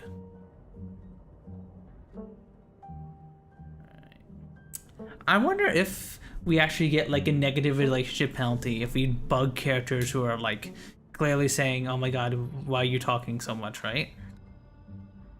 That's why I've been skipping these explore dialogues, because the game made it very, very clear to me that sometimes you won't be able to click all the explore dialogues, right? So I've been very picky choosy about which ones I do and which ones I don't.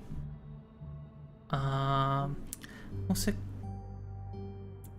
This portent of doom stuff has me worried. We'll just sit in silence.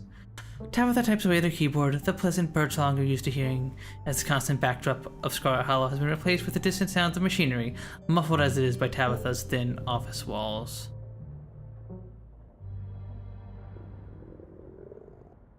And then the sounds of machinery are joined by another sound, the angry rumblings of your stomach. The PB&J was not enough to sustain you this long. You require more substantial sustenance.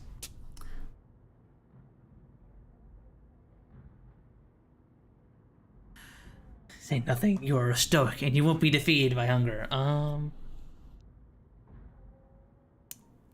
offer to be nice. Hey, are you hungry? I could pick us up something if there's a place to get food.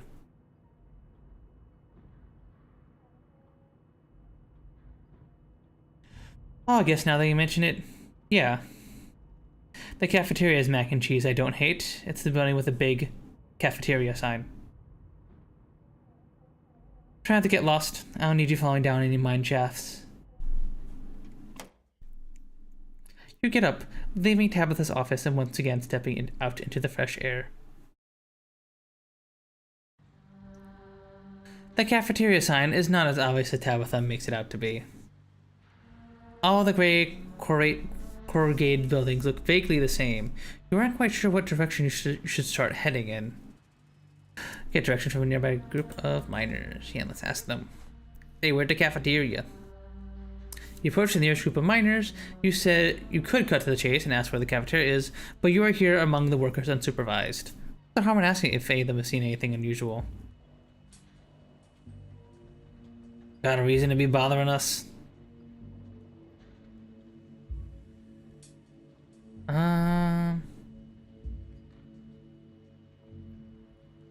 Y'all should get out of town. Yeah, that's a totally normal thing to say to a group of strangers.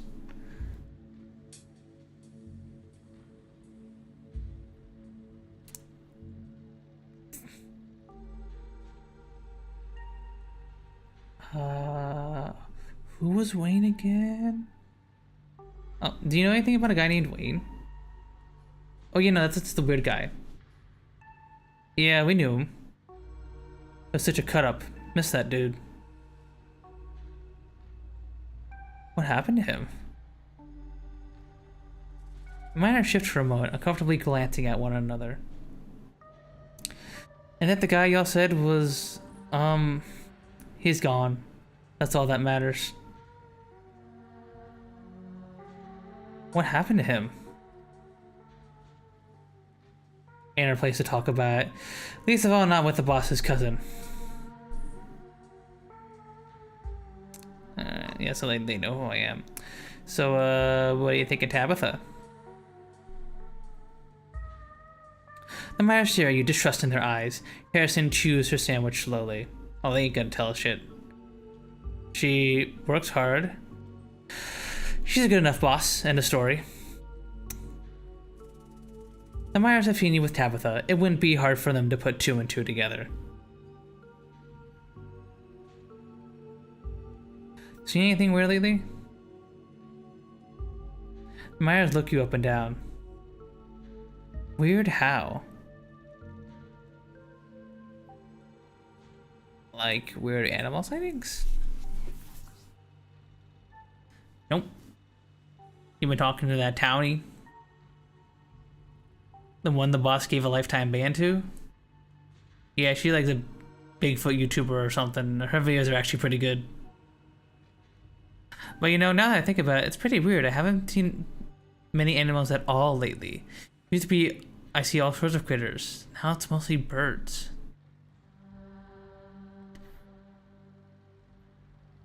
This is your first year up here, ain't it? Just not used to the seasons changing. All the animals are hibernating, that's all. I don't know, she's got a point. I've been up here 5 years now. It's never been like this before. Ha, maybe it's that global warming then. That liberal nonsense. I think they're calling it climate change now.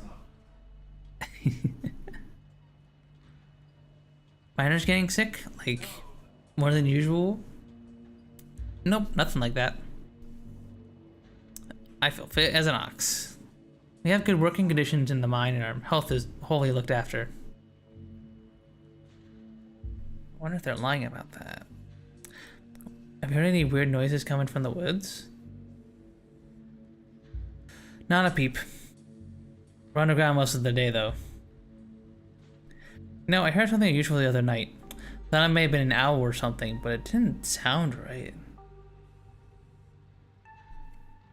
It was an owl, you're just not used to the local wildlife yet. Okay. Okay. Alright, I'm looking for the cafeteria. I'm gonna do you a favor and not tell you where it is. Oh, come on, Zax, go easy on him. I am going easy on him. The calf is slop. You're better off grabbing a bite at the diner. Only good establishment in town. I don't know, the mac and cheese is pretty decent. Mac and cheese is the only thing that's decent, and we all know why that is. Come on, let's get out of here. Shift's about to start anyways. So much for getting a straight answer. The cafeteria remains a hidden treasure, and you remain without a map. Let's approach another group of miners. Oh, if it ain't the boss's cousin, can we help you with something?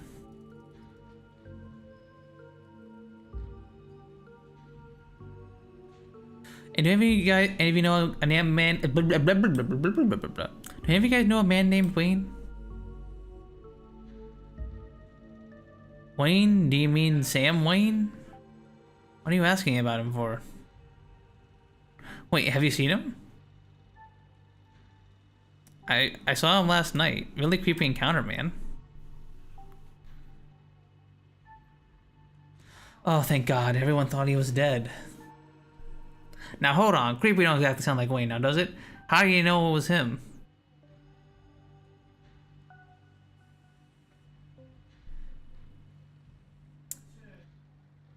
That's what Sybil's been calling him.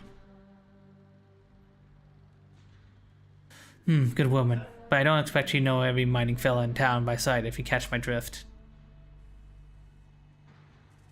Myth, you're losing me. I'm just saying, it would be awfully strange for Wayne to be still in town, wandering around, following some stranger, not checking in with any of his buddies. Sounds to me like someone who got sick of work and having a little fun playing hooky. The following, though, yeah, okay, that does sound a little unlike him. Thought his lady friend had him under lock and key. Just smells fishy to me. Till I see him face to face, I'm not convinced whoever's calling himself Sam Wayne ain't the very reason we haven't seen hide nor hair of the man. No, there's no way. He's not. He can't be. I'm not ruling it out. If you want my theory, that girlfriend of his, he wasn't the first to catch her eye. Any one of her jilted ex-lovers could have seen them sneaking around and gotten a little hot under the collar, if you catch my meaning. The miners are silent for a moment, glancing between each other nervously as they imagine the possibility. I told him not to get involved with her. I told him.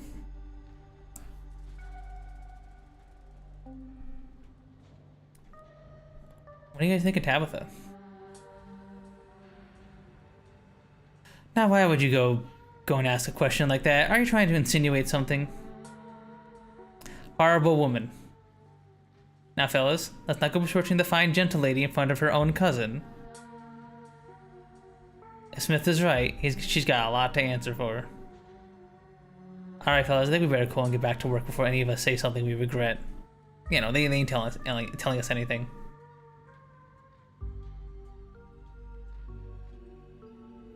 As Smith and Rodriguez turn to leave, Isaac hesitates. I'll just be a minute, guys. You're a funeral man. I wanted to ask you something private. I'm just about to grab something from the cafe if you don't mind joining.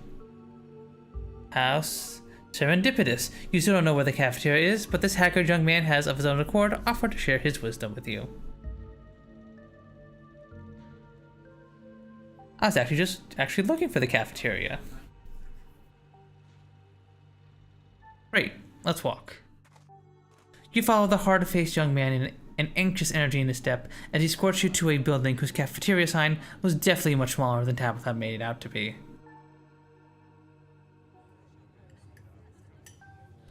You line up at the steaming piles of subpar food, undoubtedly made as cheaply as possible, judging by your cousin's business practices. Still, it smells good enough, and you find your mouth watering in anticipation of the bland offerings. You said something earlier about seeing Wayne. The man's voice is quiet and nervous. Did Tabitha see him? Did he say anything about you to him?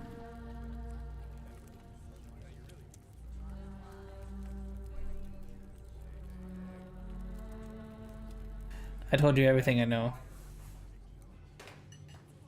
Shit. Look, Sam Wayne's is a friend of mine, and he's been missing for over a week now, and I seem to be the only person around here who gives a rat's ass about it. And I'd be willing to bet the last person who saw him was... Oh, are we talking about a certain young man who may or may not have caught the boss's eye? That Sam Wayne fella, wasn't it? Whatever, if anyone asks, we never talk. Got it? I don't want to disappear, too. Isaac obviously has more to say, but this isn't the time and the place to coax more information out of him. Ooh, let's give Isaac our contact info. As you turn to leave, you scribble your phone number onto a scrap of paper. Hey, thanks for the help. Reach over to Isaac to shake his hand, passing your note to his palm. Don't mention it. And then he's gone. What's got that kid so jumpy? It's like he's never heard of a guy running off because he got broke up with before. Yep, I've skipped town over less. Oh, it's my lucky day. They got chicken and dumplings.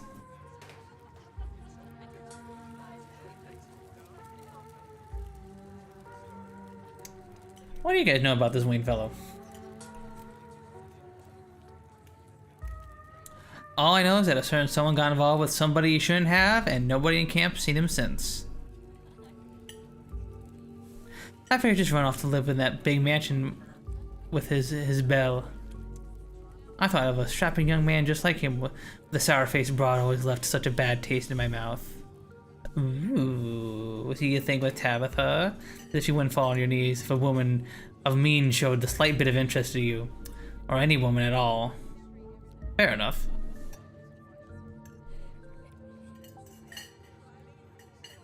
Oh wait, is it Tabitha or Perlane?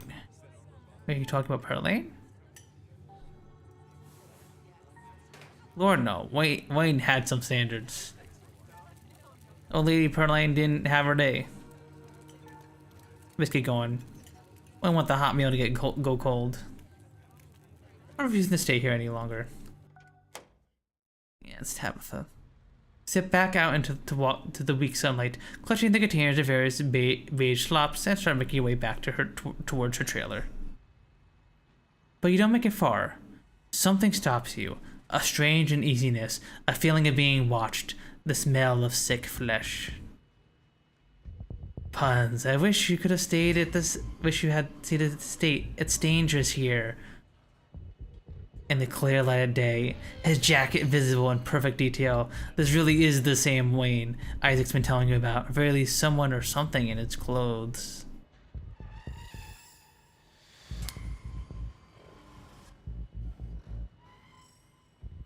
Oh hey, somebody of yours was looking for you. The figure, Wayne, doesn't respond to this.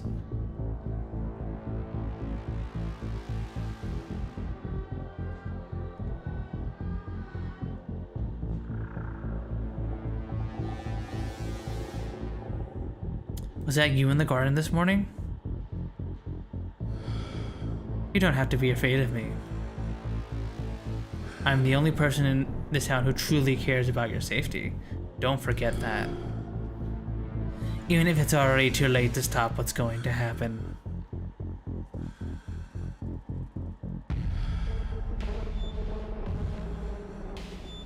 What's going to happen?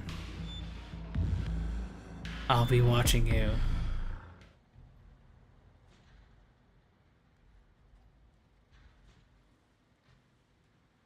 Walk back to Tabitha's office like nothing happened. You casually continue your way, returning to the hill where Tabitha's trailer is perched. Let's not make a scene. She meets you at the door. Took you long enough. What, was there a long line?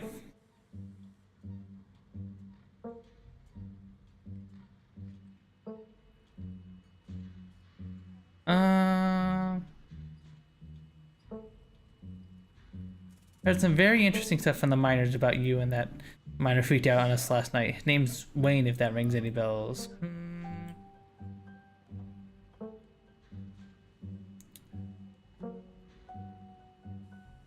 Yeah, we'll bring that up.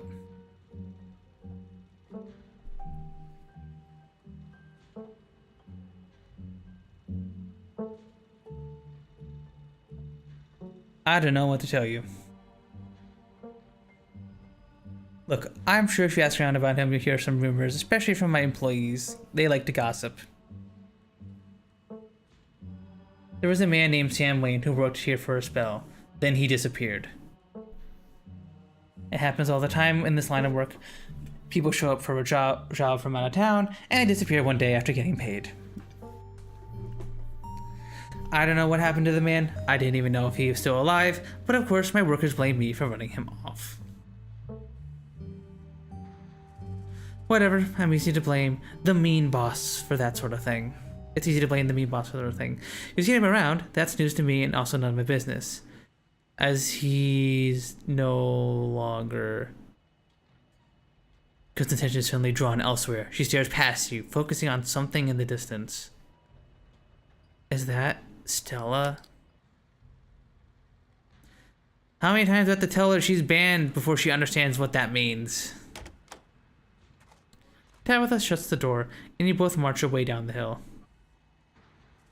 As you and Tabitha approach Stella, the two old-timers take notice and wander off. Tabby, puns! Hey, I was just trespassing? Well, yeah, but I have a good reason this time. Shit, I knew we needed to look out. Is there someone talking to you through an earpiece? Kanika, is that you on the other end? Stella hastily removes her earbud, muffling the other voice. Sorry, Tabby, it's just that Oscar's kids, Rosalia, has been missing since yesterday, so we decided to ask around to see if anyone had seen her. While we were at it, we were also seeing if anyone had encountered those things we saw in the woods last night, ditchlings that Sybil said were like little Mothman foretelling doom.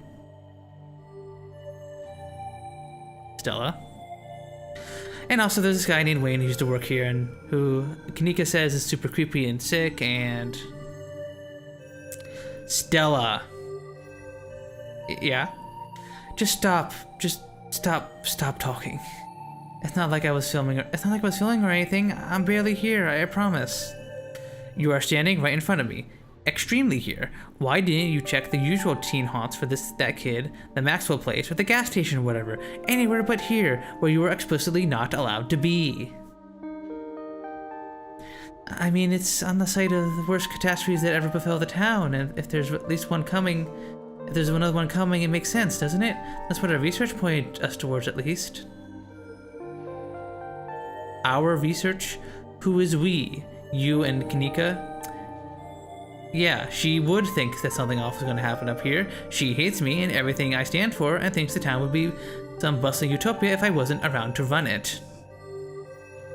When in reality, we both know it wouldn't exist without me. Whatever you're looking for, you're barking up the wrong tree, so just go someplace before all of that are over there. Tabitha once again trails off. Both she and Stella have noticed the girl with the dark braided glasses sneaking along the ridge. As soon as Lisa, Kanika, we found her. She's headed up the hill. Up the hill? She's not headed for the old mine, is she? The one that collapsed? We better go after her before someone gets killed up there. You've got to be kidding me. No, this is great. I'll just let her know Oscar's looking for her, then we can get out of your hair. Bye, Tabby. See you around. Stella hurries after the girl, disappearing over the hill. Damn it, I'm never going to finish my spreadsheets. Nobody needs to be playing around in those mines. We better go break this up. You can vaguely hear voices emanating from the boarded-up entrance to the old mine. They went in? Does Stella have no sense of self-preservation?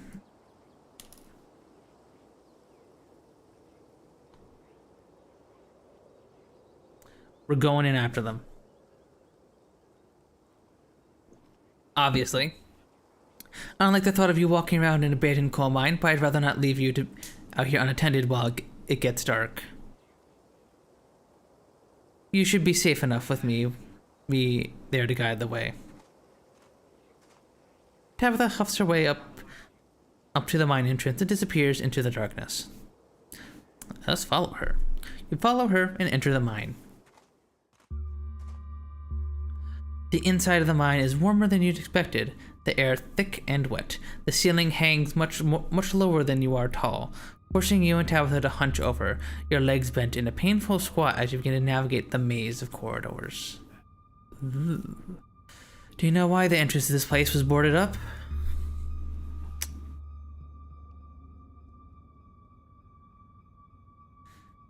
Because deep down, like being a Curmudgeon? I don't know what that means. I probably botched that. Because I ran out of coal. No, there was a collapse here that killed 168 people. Jeez, that's a lot of people. A man named Charles Shaw decided it was okay to use faulty wood for supporting struts, and the entire mine came down. It almost ruined our family. A lucky few died instantaneously, but for most of the souls who perished here, it was slow and agonizing. Oh no. Trapped under rubble and left to slowly succumb to crush injuries or burns, or dehydration. It took a week to clear out most of the rubble and recover the bodies. The few survivors who were dragged out were never the same. I can't say I blame them.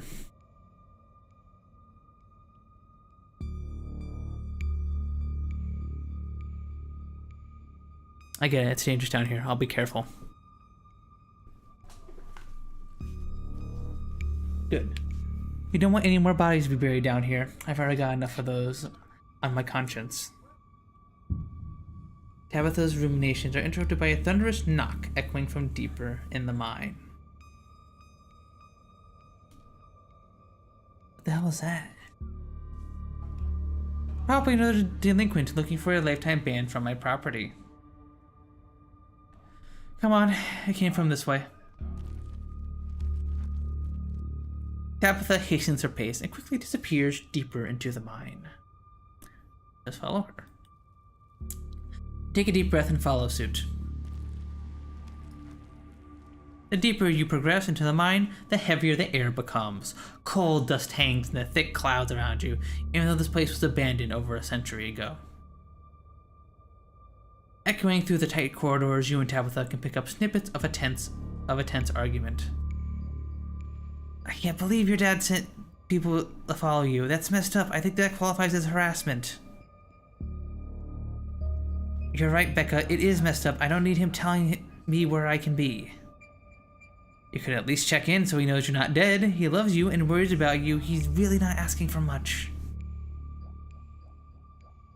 Come on, kiddos. There's some real spooky stuff going on in town right now. You shouldn't be hanging out down here. We're not kids. Yeah, we're teens. Well, you look like a bunch of kids to me. Are those canned strawberry margaritas? Where'd you even get those?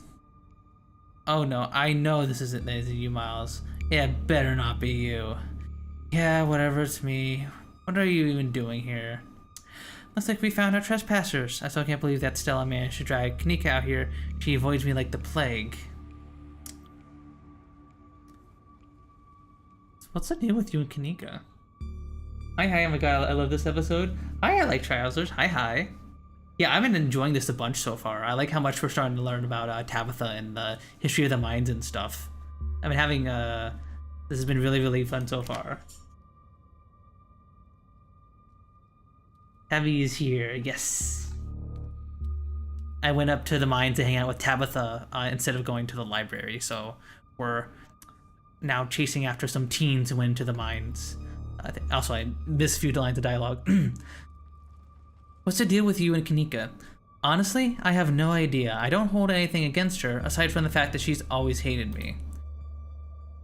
She's probably just jealous that Stella and I started spending time together.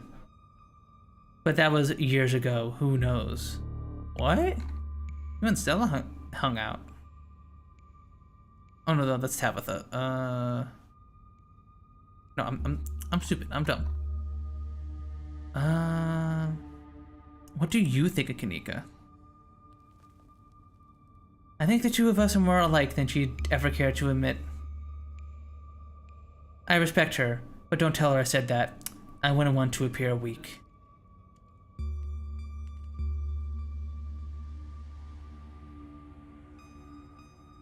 No offense, but you are a little rough around the edges. That doesn't mean she has to give me a hard time.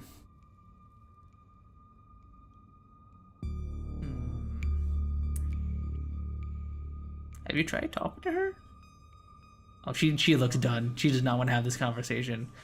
No, even if I tried, it's not like she'd listen, probably. Look, I've kind of given up on other people understanding me. It doesn't matter. Yeah, let's move on. They're close.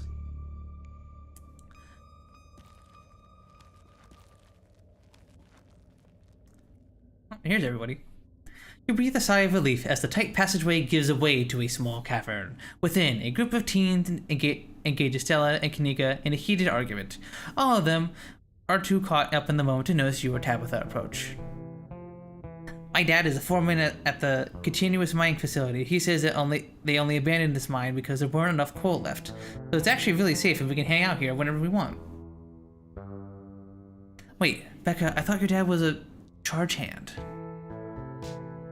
No, Alexis got promoted last month. Correction, your father was a foreman at the continuous mining facility. We'll see if he even has a job in the morning. Aw, Tabitha, don't take it out on the teens. What? Oh shit. Oh hey, Tabby, and puns! I guess you two caught up to us. 2 scars in one place. What luck. Well, at least maybe you two can talk some sense into these kids. They clearly don't respect my authority. It's actually really safe. Oh my goodness, these damn kids. I know, right? Like, he was just saying, like, oh yeah, 100, like, what was it, like 136 people or something like that died horrible, painful deaths in here. Totally safe, though. Totally safe. Also, hey, don't talk about us like we aren't here. Yeah, we can hear you. Do none of you understand what a boarded up mine entrance is supposed to mean? It means it's closed, condemned, not fit for human use. Aw, come on, this place was sturdy. It's way sturdy, check it out. The teen with the beanie jumps up and slaps a strut in the ceiling. Jesus, bud. Oh, was that the knocking we were hearing earlier? Oh my god, Zane, cut it out, you're embarrassing us. I'm sorry for Zane's behavior. I don't think he realizes how extremely 8th grade it is to jump up and hit things. I used to do that a lot as a kid. I don't blame him. No offense, Rosalina. I'm thinking the other 8th graders are totally immature. Not like you Rosalina. You're chill and smart too. Enough.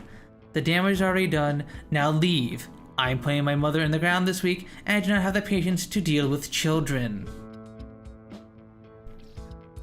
I can't believe I actually agree with Tabitha about anything, but this is the worst place I've ever been in my entire life, and I would like to see the sun again before I die. Oh, come on guys, maybe it's not a big deal. We used to do dangerous things all the time, and I still do dangerous things now. Who are we to tell them where they can hang out? I don't know who you think you are in the situation, Stella, but I own this mine. It is entirely within my rights to tell them to leave, much like it is entirely within my rights to tell you to leave. Was your lifetime ban from my mind not a clear enough message for you?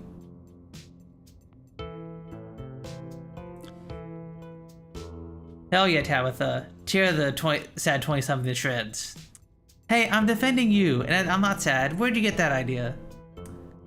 Running a clickbaity YouTube channel where you run around the woods chasing nothing is extremely sad. Jesus, Becca. So she's sad. So what? Give it a few years and you'll be sad too. The passage of time is inescapable. Look, we wanted to give Rosalina a good time. Her home life sucks right now. Yeah, tell him where you have to sleep, Rosalina. We've been living in the library for the past couple of weeks. Dad says we can't stay at our house. They've got a hot plate and a couple of cots in the back room. That's actually a pretty sick setup. No, it isn't, Zane. Rosalina deserves better. I don't care about your home life. If you're going to do your underage drinking, go do it in the woods, just off of my property. Tabitha. Look, Rosalina, I'm sure Oscar has a good reason for all that. He's a good guy, and he cares about you. He thinks our house is haunted. Oh. Wait, what? And I should care because... Because it's such a bullshit excuse. I bet he couldn't afford it anymore and is lying to save face. What a coward. Becca, I don't think you could say... They can, like, say that about other people's families. Isn't that, like, bullying or something? Shut up, Zane. Back up. He says it's haunted? I can't believe you didn't mention that to me. I can investigate. No, Stella, we gotta focus on investigating the creatures in the woods. No, go, Stella. It'd be cool if there was. I just wish he was more honest with me and could tell me what's really going on. It's like he doesn't think I can handle it. I'm like, I'm still a little kid. The character's so lovable. Yeah, I like the main cast so far. Avery's been chill. Tabitha, I've been liking so far. I know that I've gotten to know her a little bit better. Everyone here so far has been pretty interesting. Oh, you're all children. None of you realize. Give me a second. Let me like that. You're all children, and none of you realize how good you have it. Back in the day, each and every one of you would be pulling 12-hour shifts in this exact mine. If it weren't for child labor laws, the 5 of you might have some actual character. Tabitha, that's you can't just tell teens that. You're gonna sound like a boomer to them. That doesn't mean she's not mature. I still have pork chop, you know. I rest my case. Wait, what did you say about child labor? Oh my god. YouTubers so hilarious. Right. No, this is great. I've been having a lot of fun with this. I've played Slay the Princess, and that game is super duper good. So I was like, I had some high hopes for Scarlet Hollow, and so far I've been enjoying it a bunch. It has the same wonderful art that Slay the Princess kind of does. Like this company is so good at like having like nice hand-drawn art. This game is so lovely so far. Okay, about the child labor. I'm not gonna weigh in on this between you and your dad. Alright, Oscar treat you more like an adult. How do you know this isn't a ghost? At this rate, I'd be surprised if your house wasn't haunted. What to say? What do we say here?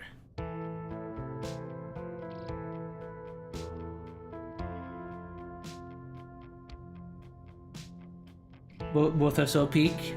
Right. Yeah, I freaking love Slay the Princess. Such a good game.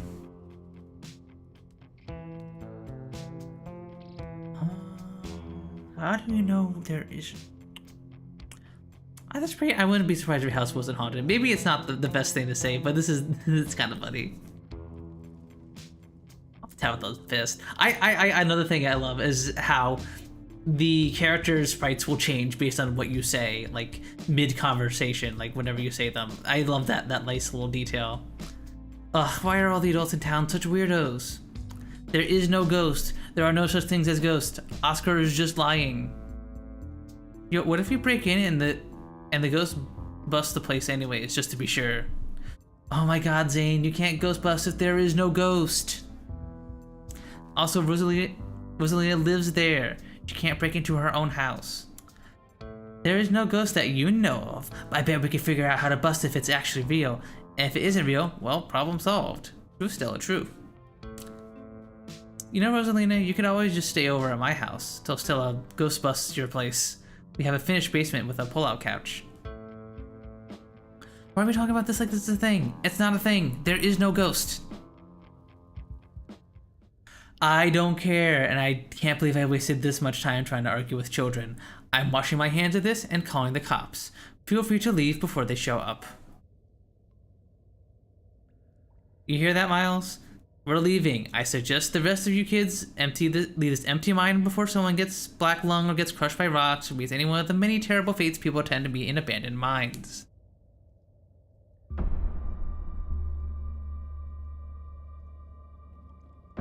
Give her a ghost, no harm in trying. Let's get that ectoplasm. wait, I was busy looking at that to see what happened. Kanika gets interrupted by a pair of thunderous knocks. That wasn't me, I swear. It's Tommy knockers for sure. I know this isn't why we came down here, but we've gotta check it out. They're an old Cornish myth, named for the knocking sound you can hear in the mines right before a collapse. Some say the knocking's a warning, while others say it's the spirits themselves bringing down the mines. Tabitha's gonna be like, Stella, shut up. Stella, I mean, that's not all they do. They're just sometimes just mischievous. Stella, nobody's going deeper into the mines. Nobody's staying in the mine. You're all leaving. You're smart. These kids clearly have no respect for Kanika's authority, and Becca would do anything for Tabitha's approval short of actually listening to her. And in this unfortunate cocktail of personalities, the tremor echoing sound around you are the perfect distraction. There is no way they're not making a break for it while the adults are fighting.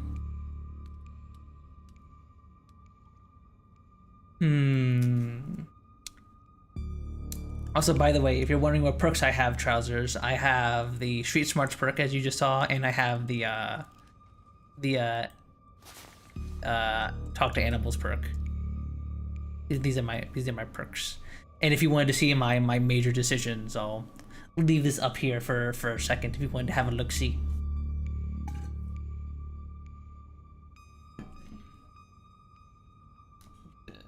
My watcher real quick.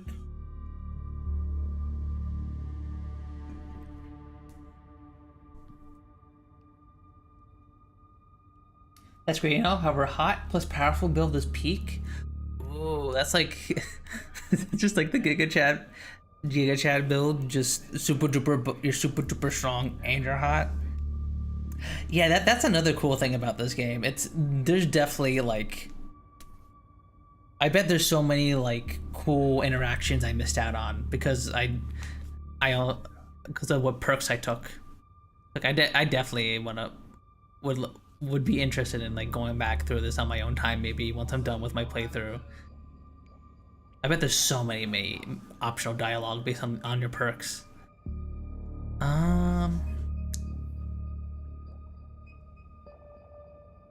turn around and catch them in the act. You're turning to see Becca and Alex is gone. Rosalina anxiously hovering in front of a small tunnel in the cavern wall. She freezes. She locks eyes with your sharp gaze.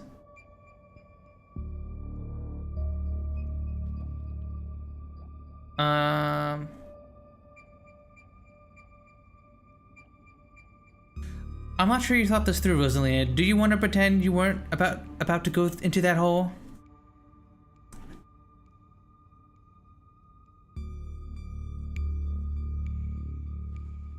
Okay. What? Rosalina, don't go in there. Becca and Alexa, stop trying to get us all killed. Bimbo maxing, true. Sorry guys, I'm gonna hang back. I knew you weren't cool enough to hang out with us, Rosalina. Come on, Alexis, we'll have much more fun without her. Oh, alright. Are you kidding me? Rosalina, what were you thinking? What were they thinking? I don't know. I'm so sorry. Unbelievable. Wow, Kanika, maybe if you weren't still scared of the dark or whatever, you could have noticed them sneak off. I noticed them sneak off, and like, I've been zoning out the whole time we've been here. They must have squeezed through that child-sized tunnel. Yeah. Dang, I've always wondered where that goes. I've never been able to get these hips through there. Stella, stop sneaking into my minds. Please, I am literally begging you.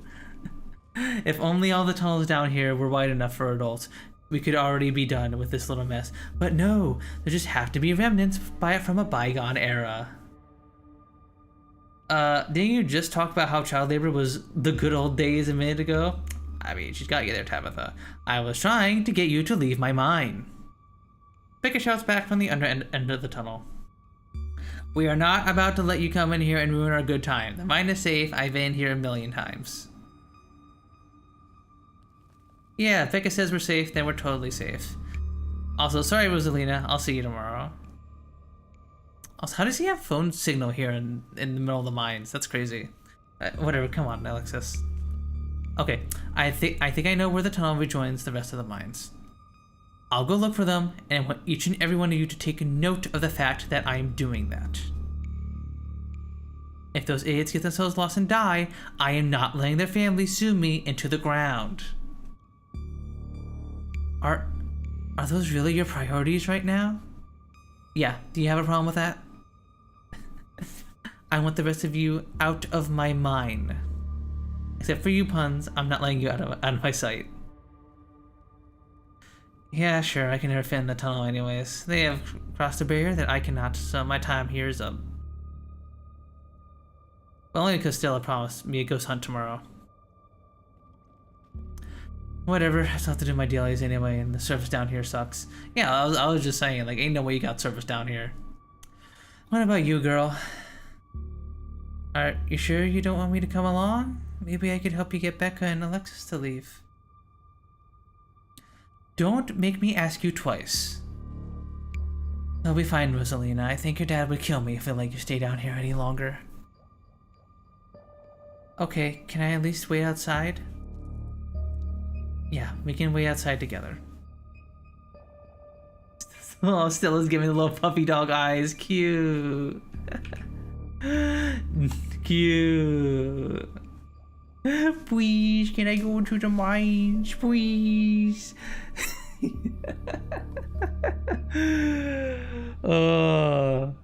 No, you are not about to weasel your way into the Stella. Oh, come on, Tabby. I've been down here a ton. I could totally help out. Tabitha sighs. No. There's no getting rid of you, is there? Fine, I won't waste my time arguing. Dang, they're letting Stella join us. Alright. Let's see, what do we got here? What's the point of going after them? We could just all leave. Do I have to come with you?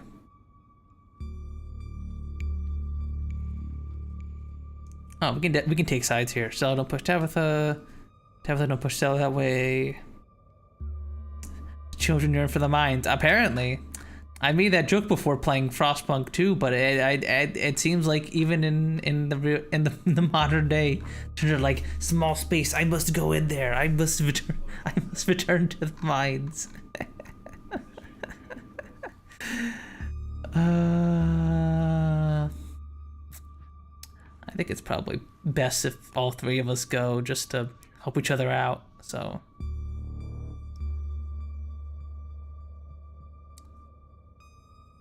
What's the point of going after them? They seem like they don't want to listen to us. I don't want to be stuck in an abandoned mine playing cat and mouse all night. Also, where's the auto? Oh, okay, it's on. Look, I just want to put my due diligence in case their parents try to sue me for their own negligence. If we catch up to them and they decide they want to continue to be a nuisance, then fine. They can rot down here for all I care. Inspiring. I don't worry too much about it. Their teenage bravado will start to shrivel away in not too long, and we'll be there to help them safely and calmly find the nearest exit when that happens. Don't worry, it'll be fun and safe. Fun and safe like last night? Give me a break, Stella.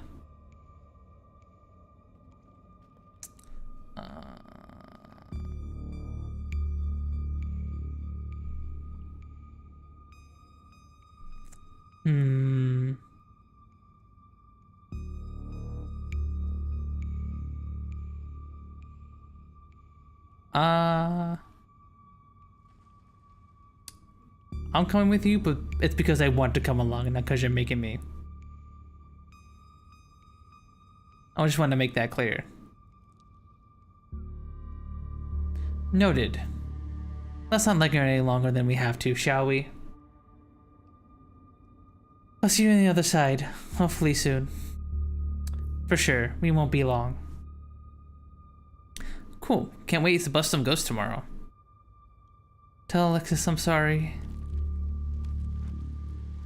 Kanika, Miles, Zane, and Rosalina head towards the entrance of the mines, leaving you, Tabitha, and Stella to find the remaining teens. Alright, no dawdling. We should be able to catch up with them if we go this way. You and Stella exchange a glance as Tabitha ventures forward. How does Tabitha... Surprised how well Tabitha knows these mines. There's probably like a plan of them in her office somewhere. But it's amazing that she's like, remembers it. I wonder how often she's had to come down here. As the three of you move deeper into the mine, you hear the echoes of conversation bounce across the walls. Becca, why are we doing this again? I thought you thought Tabitha was like really cool, and why are we trying to get her all mad? We're doing this because Tabitha is really cool. She doesn't let anyone boss her around. So we can't just let her boss us around. Oh, you hear that, Tabby? Someone thinks you're cool. I can't believe she used to hang out with a nobody like Stella. Hey. I don't know. I think Stella's kind of cool. I like that River Runner video. Oh, come on. She doesn't even have a sponsor. What kind of YouTuber doesn't even have a sponsor? Hey, I don't have a sponsor. I mean, not yet, but I'm in talks with Meat Rice, and I make plenty from ads and donations.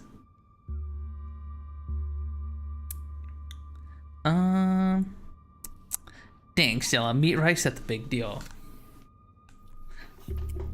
Tabitha is like, why are we doing this right now? Thank you, thank you. It feels like a really big step for the channel. How does it feel to have a teen girl think you're cool, Tabitha?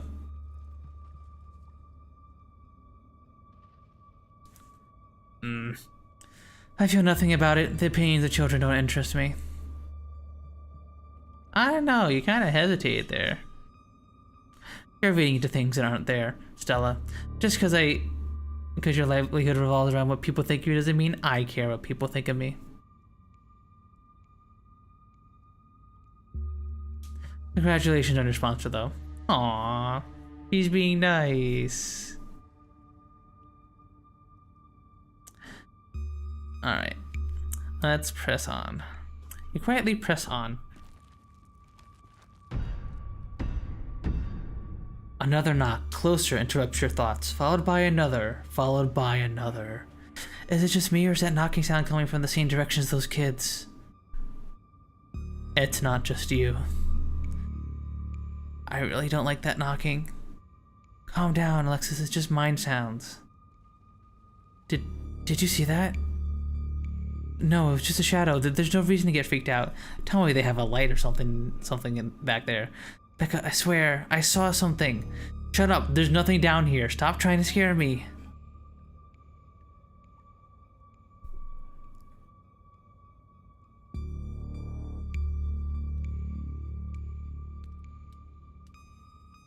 Can't believe they're making us do this. They better get grounded when this is all said and done.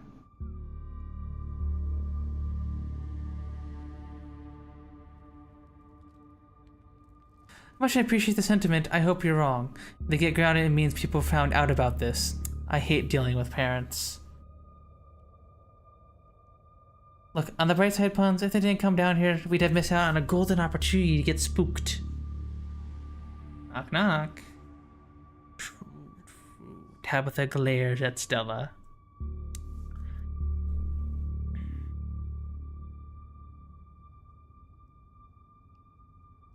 Tommy knockers. Tommy knockers. Oh, calm down, both of you. You say yourself, Stella, as soon as they got deeper into the mine, their bravado in the face of authority would vanish into a puff of smoke. There's probably just rocks falling somewhere deeper in the mine, which is also bad for obvious reasons. Alright,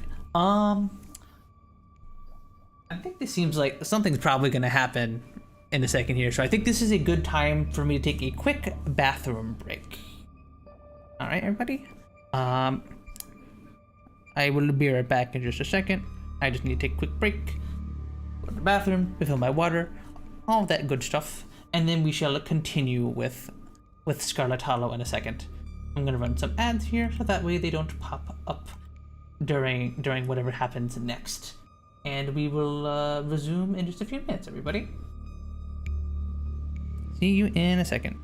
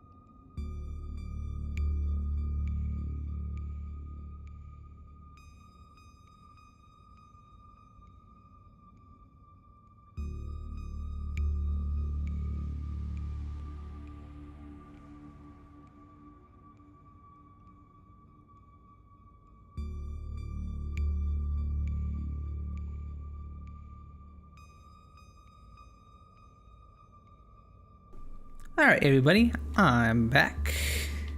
Got some water. And I am good to go. Let us continue deeper into the mines. Are we sure the tunnel they went through is going to meet back up with us?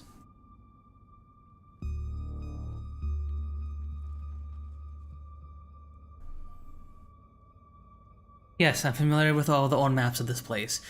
There should be a central chamber, not too far from here, where everything joins back up. Okay, so she has looked at the old maps. We're getting closer, let's keep moving.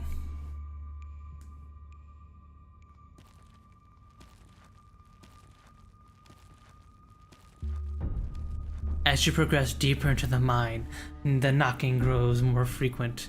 Still distant, but it's much louder than before. Thank you, Trousers. The tunnel ends abruptly in front of you. A century-old ladder is the only way forward. In the darkness beyond, you can still hear the echoes of terrified teens, their panicked arguing bouncing down the pitched black corridors. Becca, we need to leave. This isn't fun anymore. And this is plenty fun. I bet you're only saying that because you want to hang out with that dorky crush of yours. She's just an 8th grader. Becca, this isn't about Rosalina, and I know you can hear that knocking. And here we are. The tunnel they crawled through passes through the chamber below, and it sounds like they're still down there. I've never been this far in. Congratulations, Stella. You got what you wanted. Tabitha crawls up the ladder and disappears over its edge. Alright, let's do this. Stella hoists herself over the edge and begins the climb down. Follow them down into the pit. You walk with a ladder and climb down.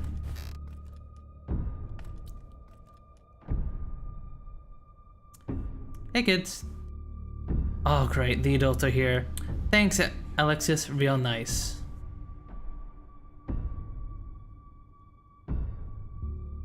Got a bunch of street smart options. Ooh, they're all street smart options.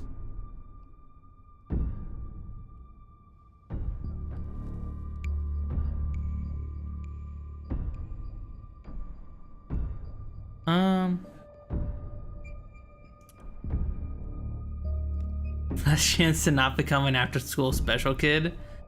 Yeah. Yeah, let's go with that one. I like that one. Last chance to not become an after-school special kid. What the hell is an after-school special? Nobody understands you. There's these things that they used to come on that were like trying to tell kids not to do drugs or touch power lines, or that was a particular question, Alexis. You weren't supposed to tell me. I totally knew that anyway. Stop being literal children, and maybe your parents will need to find out that any of this happened. Tabitha is covering her own ass here. She does not want anyone to know about tonight's adventure. Whatever, it's not cool to be down here anymore. Not with the olds around. I'd kill to go a little deeper right now, but I guess we should count our wins and set a good example. As Becca and Alexis move towards the ladder, the black chamber before you draws your focus. Uh-oh. The voices around you, those of the teens and your companions, sound odd, distant. Step forward. There's something in the darkness before you that's much louder, though you don't hear it. Oh no, what's going on? You don't hear it, but you can feel in your chest a desperate need to perceive and be perceived. Wrap yourself in the darkness of the pit. Hey, are you feeling alright, Puns? Bear witness. What do you think you're doing? Get away from there! Your cousin dives before you, but not before the light from your phone illuminates the chamber. What?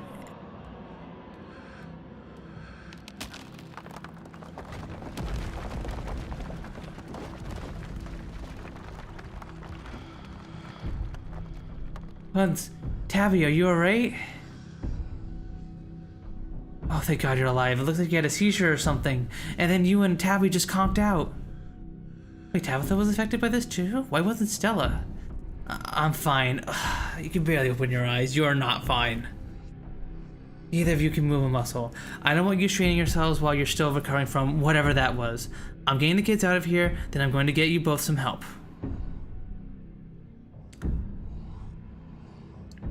I'll be back soon. I promise. What was that?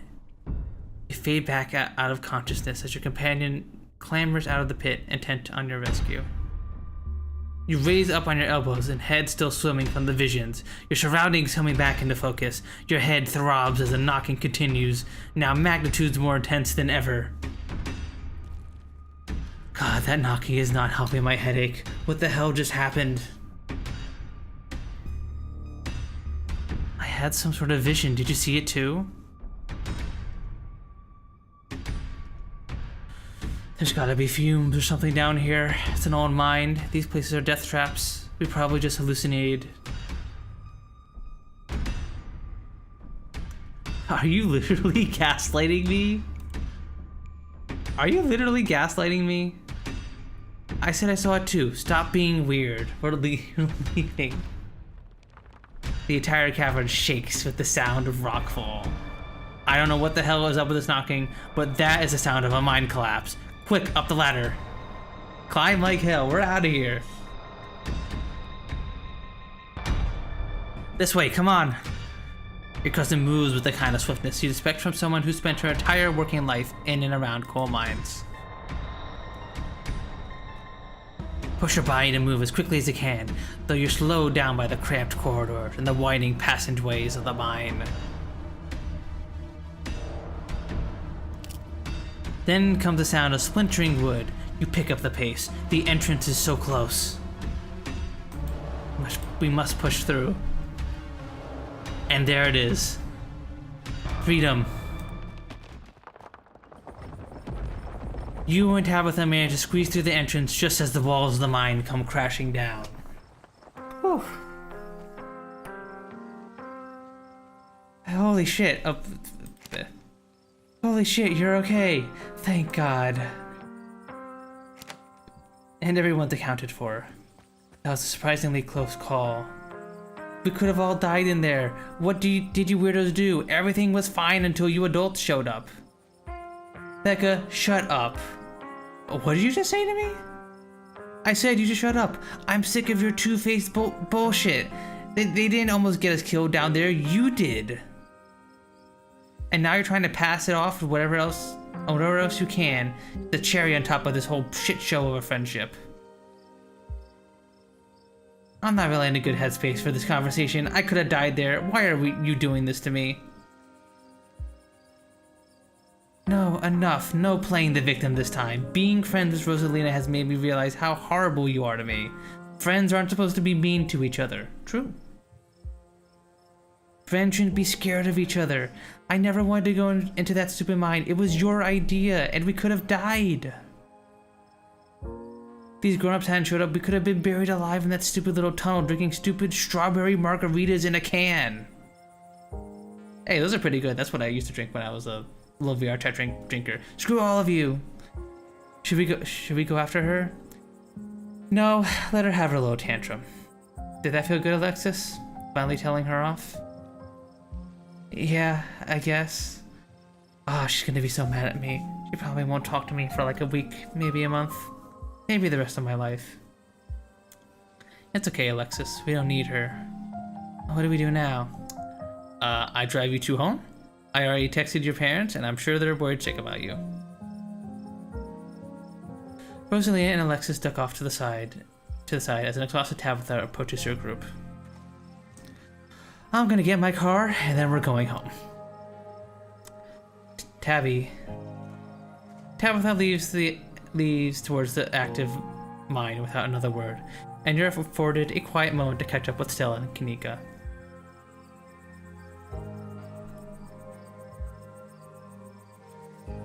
So your vision. Yeah, let's tell them about our vision.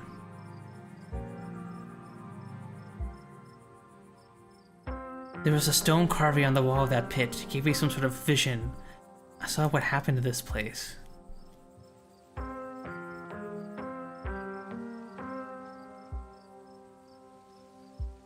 Are you sure you didn't just hallucinate? You were at the bottom of an old mine. I don't know, Neeks. You weren't down there. Pons and Tabby hit like simultaneous seizures next to a creepy stone carving. It was like something out of a movie. We sure dodged a bullet tonight, didn't we?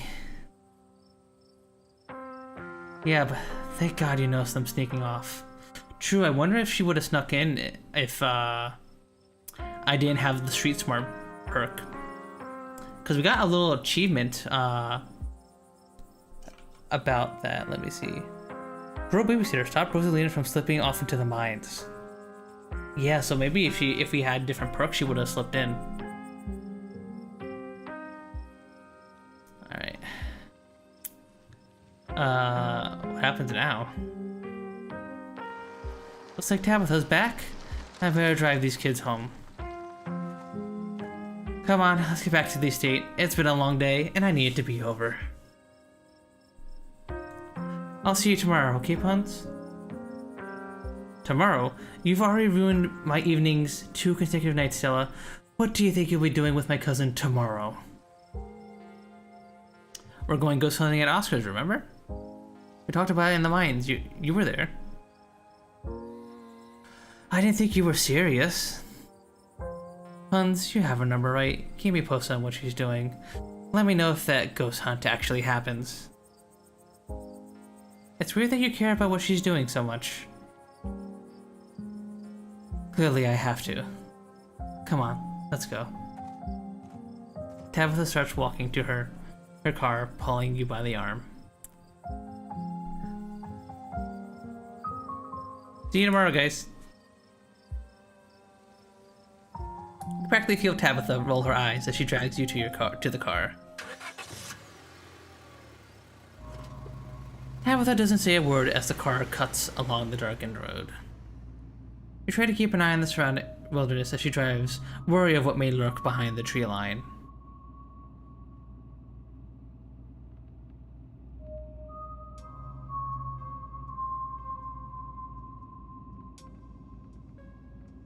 How are you holding up? I've been better. Why did you treat Stella like that? Didn't you two used to be friends?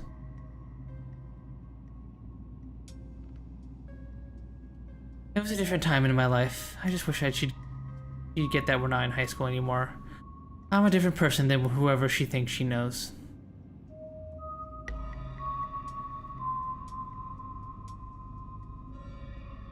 At least everyone's okay. There are a lot of parents who should have kept tighter reins on their kids. I never got into any trouble like this when I was a teen, and I have Pearline to thank for it. Hated it at the time, but that strictness paid off. Ugh, what am I telling you this for? You can tell me stuff. I'd like to know more about you. And about Pearline, for that matter. Maybe later this week. I don't have the energy to get into it right now, but I think I'd like that. Aw, she's opening up to us, chat.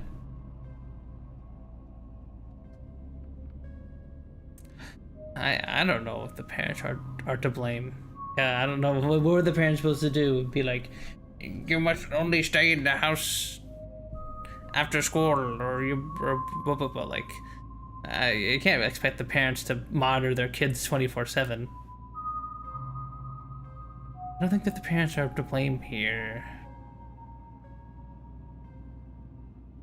I beg to differ. People who aren't ready to be parents shouldn't be parents. And clearly there are some parents at fault for this who weren't ready. I mean, I kind of have to agree with Tabitha on this one. Take the librarian. There are tons of people more qualified to be parents who can't even conceive. And here he is having a kid at 19 and clearly letting her do whatever the hell she wants. It's not fair. Do you want kids? It seems like that struck a nerve. Lots of people want kids. Yeah, it seems like she wouldn't be able to do it with her job, huh? Plus, like, where would she keep the kid in the freaking ramshack of an estate? Yeah.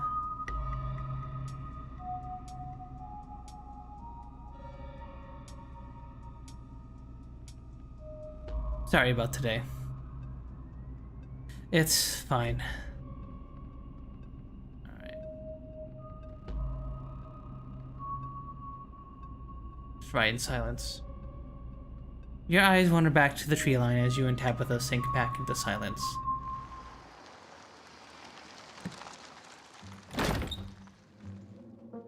You once again cross the threshold into the estate, the musty stench of the decaying mansion greeting you with its undertones of mildew and wood rot. Well, this day was a lot more stressful than it needed to be, but at least nobody got hurt. I'm going to bed. I suggest you do the same. I'll see you in the morning. Tabitha turns and makes her way up the stairs. Let's turn in. You head up to your room to turn in. You collapse in Tabitha's dusty guest bed. Your head empty of thoughts after your time in the Shaw mine. You barely even notice the dust. Your bone buzzes on the table. Y'all, these are those things, right? Can you get sent the picture of a pair of ditchlings by the side of the road? I saw them again too. Another picture, this time of them staring from a tree. What the fuck? These things are clearly not hairless monkeys or raccoons or whatever. I don't know what the hell they are. I guess there's more to them being here than the mine collapse. No way, I'm sleeping tonight. You'd think about looking out your guest room window, but at this point, you're too exhausted to leave your bed. The adrenaline from this evening is finally wearing off, replaced by a creeping exhaustion that threatens to overwhelm you. Your limbs feel heavy, your eyelids slipping down over your eyes, even as you stare down at the ominous picture on your phone. If it weren't for the pit of dread balling in your stomach, you would almost feel comfortable as you settle in between your covers, your tired bones sinking into the decrepit mattress. When you close your eyes, you see the shadowy figures that gathered behind Stella in the mines. Your thoughts are drawn to the carvings on the wall and to the visions it imparted upon you. Your eyes shoot back open, your heart pounding as the door to your room swings open. Uh-oh. Just the cat. It's always just the cat. Don't read into this. The woman kicked me out. I just want a warm place to sleep. That's nice to see another living being, even one as unfriendly as Tabitha's cat. The comfort of her presence sets your mind at ease, and you finally slip into a deep sleep.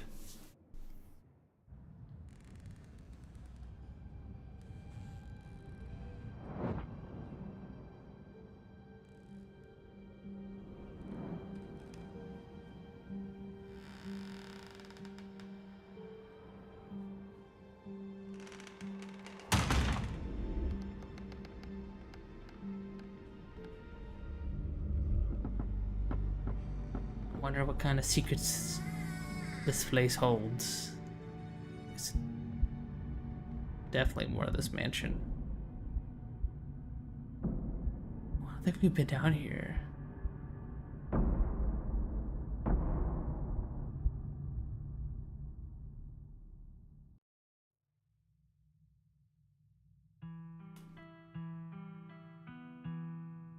That's the end of episode 2, everybody. What achievements popped up? Stealing your grandma's credit card. Finish episode 2 with Street Smart as one of your traits. Tommy Knocker. Being good old fish. Episode with Talk to Animals. Okay.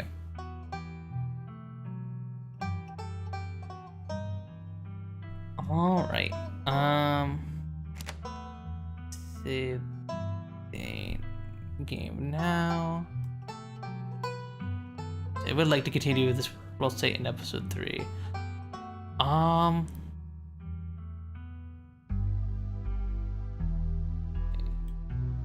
like to see a recap before starting episode 3.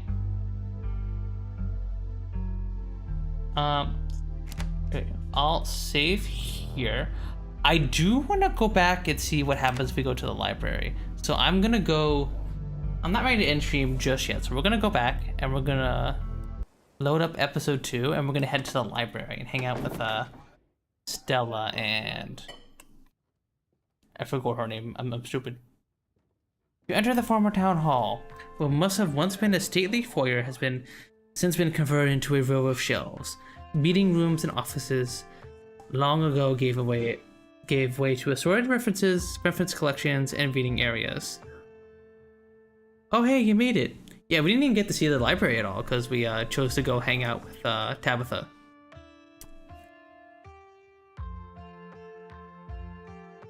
Alright, let's sell in with Stella and Kanika. Is that a picture of miners like burning? Thank you for the follow underscore like underscore trousers. Thank you for the follow like trousers. Thank you. Hope you've been enjoying the stream so far. Head over to Stella and Kanika's table and settle in. Hey again. Stella filled me in about last night. You look tired.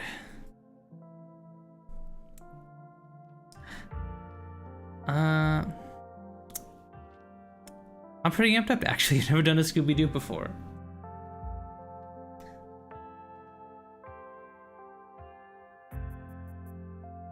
A creepy old guy with a real estate scheme and a bad costume is at least a little more believable than monsters and curses. Do I have the auto thing on? I don't think I do. There we go. It's honestly a relief at this point. Anyways, I guess we should get started. Oh, before I forget, we gotta talk about the photo you sent me this morning. Can you check this out? Puns found it in Tabby's garden this morning, right in line of sight of his room. What is that liquid around it? It looks like pus.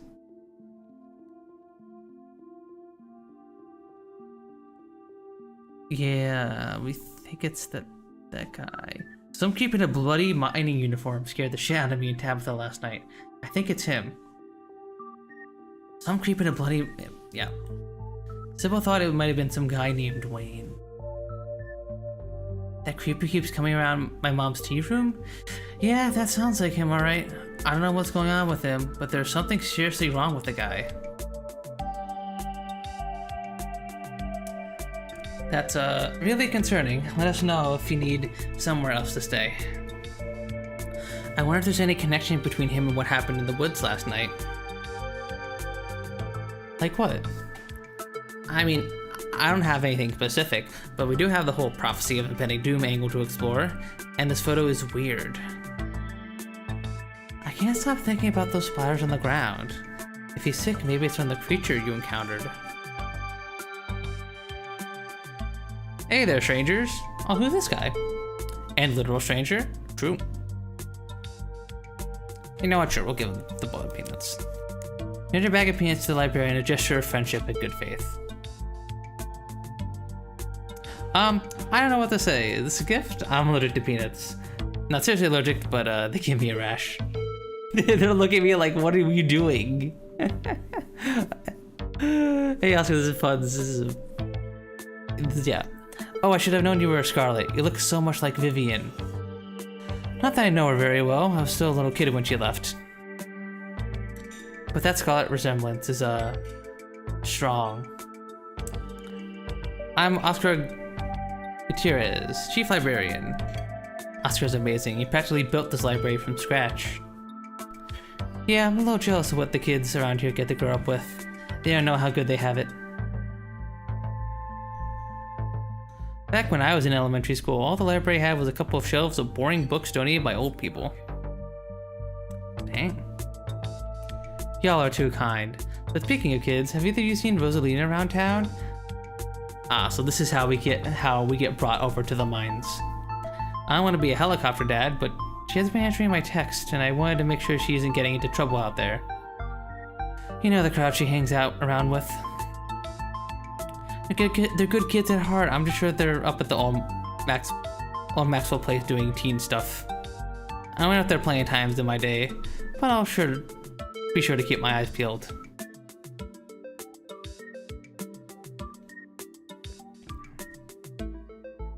It's the old Maxwell place. It's this great old abandoned spot, and it's practically a magnet for young people. Even honor students aren't free from its call. Can't believe I used to be so reckless. The floors there were like Swiss cheese. I really should have a talk with Rosalina when she gets home.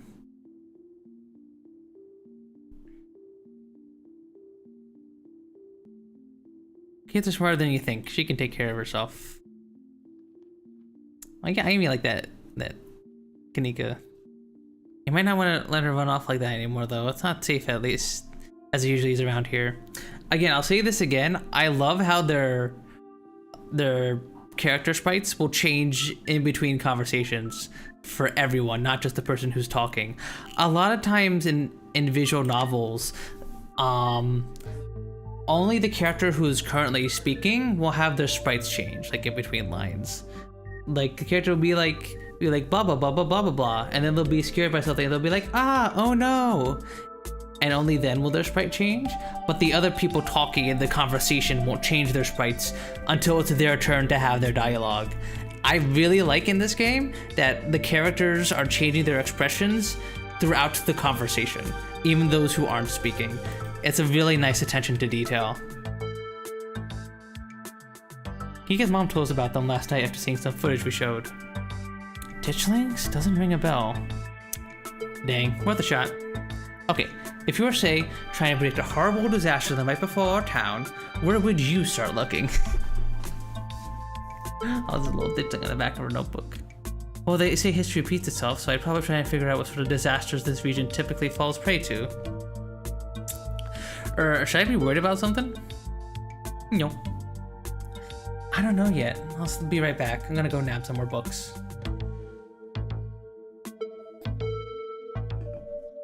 I'm pretty sure Stella's barking up the wrong tree, Oscar. I don't think you have to worry about any horrible calamity befalling the town.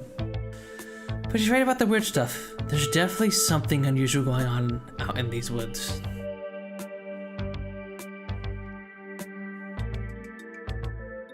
Whatever's out there in the woods has been brutalizing the local wildlife. I don't think it's safe.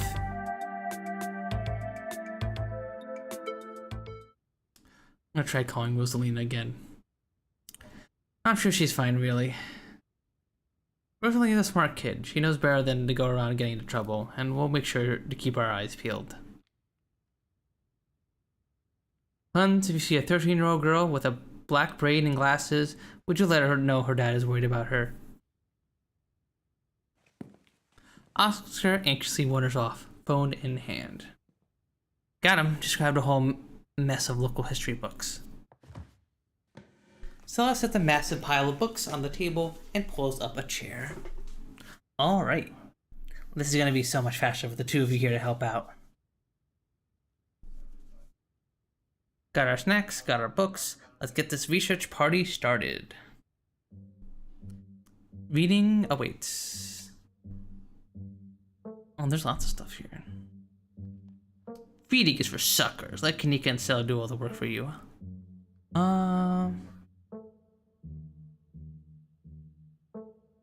Who's Silas Scarlet, soldier, woodsman, leader?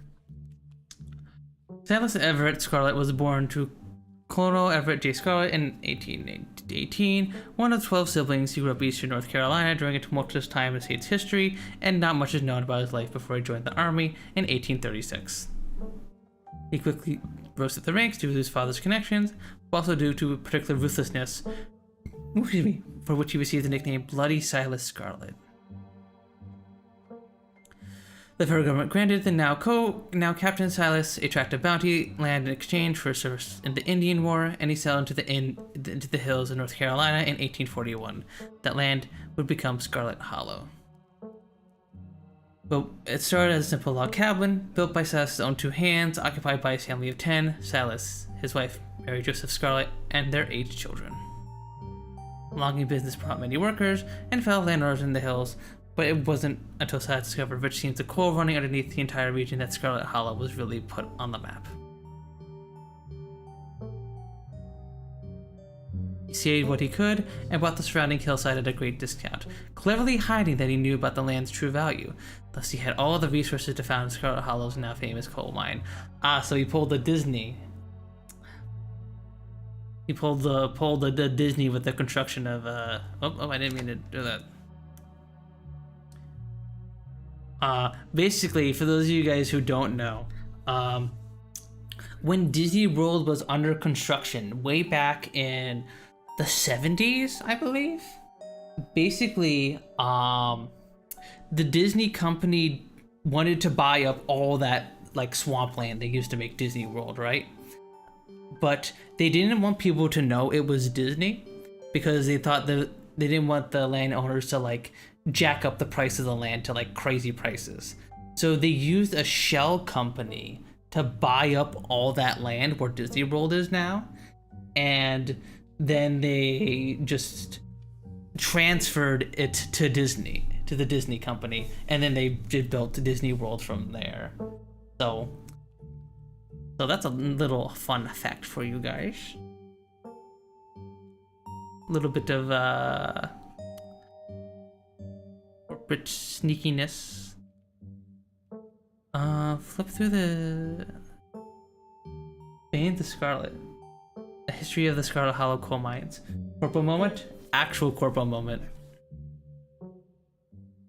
Forced into retirement at age 50 due to a war injury from his time in the Indian Wars, exacerbated by a short stint serving as captain in the Confederacy, Silas Scarlet was also lost his eldest two sons in that bloodiest of wars, leaving his third eldest son, Andrew Jackson Scarlet, to take charge of the mine.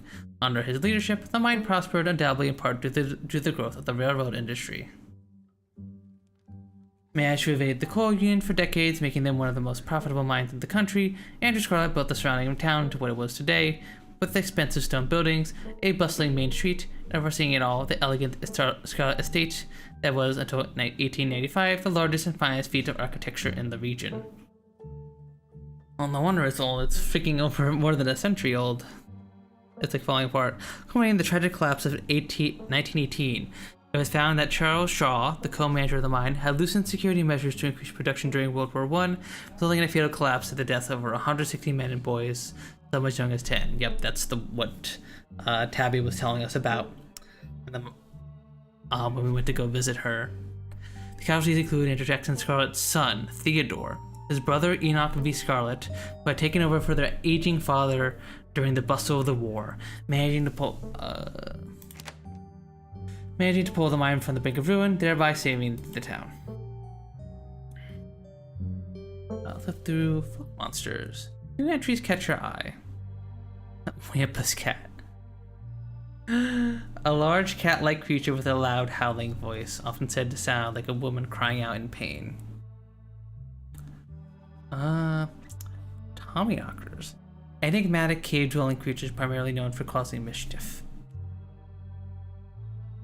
Tommyknockers originated in Cornish mythology, spreading into the United States when Cornish immigrants began working in Appalachian mines. They're named for the knocking that can be heard from seemingly within the walls before a cave-in. According to some, the knocking serves as a benevolent warning. Others believe that the creature takes stone hammers to the supports of mines to collapse them on whoever is unfortunate enough to still be inside. They are traditionally thought to be impish, leprechaun-like beings, but some claim they are the spirits of dead miners, forever cursed to haunt their final resting place. Telipoo. There was a hunter who lived in a tiny cabin in the middle of the woods, all alone with his hunting dog. One night, after a particularly bad week of hunting, both their stomachs empty, the hunter spied something out of the corner of his eye. Some small creature had gone into the cabin through a hole, and before he could even figure out what it was, he'd drawn his gun and fired the thing, his hunger guiding his actions. But it was quick, and went back through its hidey hole and out of sight, leaving only its long black tail, shot off by the hunter's rifle. Ooh. Guess this will have to do, he said to his dog, and threw the tail into a pot to cook a soup. He and the dog ate well that night, the tail filling them both up. The hunter crawled into bed, satisfied, and his dog curled up at his feet. He woke up to the sound of long nails scrabbling across wood. His dog was nowhere in sight, only a rumpled spot on the covens. where it covers where he'd been, and in the gloom he saw 2 big yellow eyes staring at him. I want my tilly poo. A high, hoarse voice sound. Go away, he screamed at the thing. But it stepped closer to him, still shrouded in darkness, the sounds of long claws dragging across hardwood accompanying its movements. I want my tilly poo. The creature growled again. I'll get my dog after you, the hunter squeaked, his voice catching in his throat with fear. But there was no dog to be seen. I want my tilly poo. Before the hunter could much scream, the creature leapt from the darkness, long claws stretched out towards the hunter. No one is sure what the creature did to him that night, but the next morning, all that remained of the hunter, his dog, and his cabin was a chimney standing alone in the woods.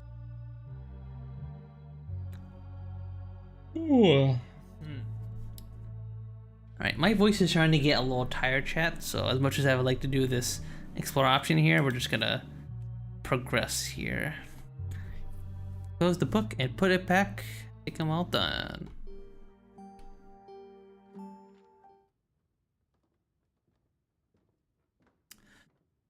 Alright, if we're going with what Kanika's mom told us last night, I think we can rule out any natural disasters as what brought the ditchlings here.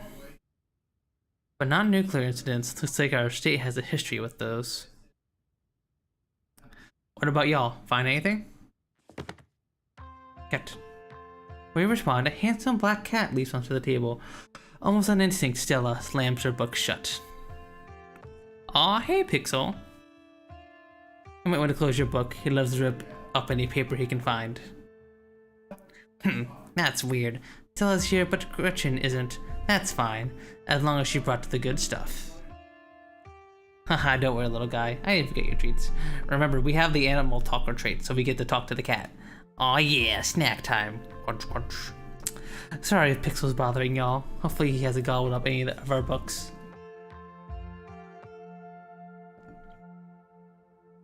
He can't stand the thought that people might pay attention to anything that isn't him.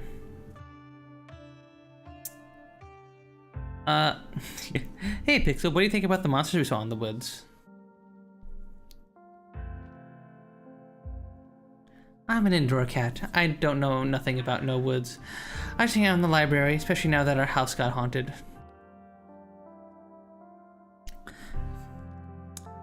Pixel says your house is haunted. What's up with that? Haunted? Wait, Pixel said? So it is true then. Yes, I think it is. Hans is either psychic or he can talk to animals, is the long story. True. I have not been hiding at all that I can talk to animals, by the way. I have just been like, yeah, I heard your animal say that. Yeah, I heard Gretchen say that. It's been great. Way more snacks, way more scritches. But sometimes there's too much scritches. Oh no, not too much scritches. Base, keep your cats indoors, not safe for them outside. True. Outdoor cats are like super duper awful to like local ecosystems and stuff. They eat birds and other like prey animals, and like a lot of birds don't have any way to like deal with cats, because like cats can just like climb trees and stuff, right? Like yeah, no, I don't like people who like let the cats run around outside. It's not safe, and it's actually actively bad for the environment and the local ecosystems. So, been out living for the library for a little bit. What kind of haunting we're talking about here? Unexplained noises after appearing in strange and unfamiliar places. Even my 17-year-old man of a cat tries to eat birds outside during outside time. Afraid of the one time he gets one. Yeah, right. Because like it's just their instincts, right? Like I can't blame the cats. It's their instinct to just be like, I want a bird, yummy. Wait, so you've seen a full body apparition? Can I see it? Stella, how many times have we gone on ghost hunts and been tricked by shadows? You know what's gonna be. What if it's an actual ghost? It's totally a ghost. Let's go bust it.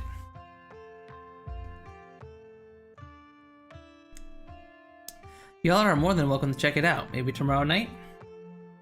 Yes, we'll be there. Yeah, that sounds like a fun way to spend an evening. Can't wait to get spooked by some creaky floorboards.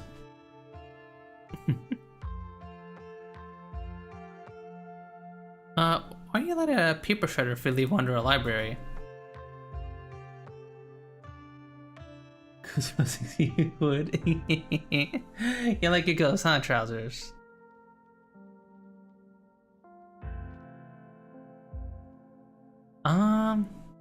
I don't know if I...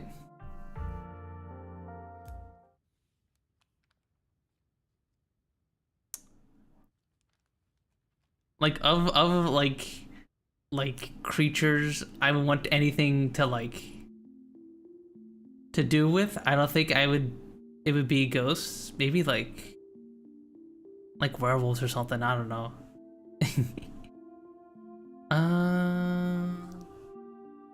Okay, let me... So what was that you said about nuclear incidents? You were talking about the Goldsboro thing, right? Yeah, apparently in the 60s, a B-52 carrying a live warhead broke up midair and dropped a couple bombs. Fascinating bit of history there.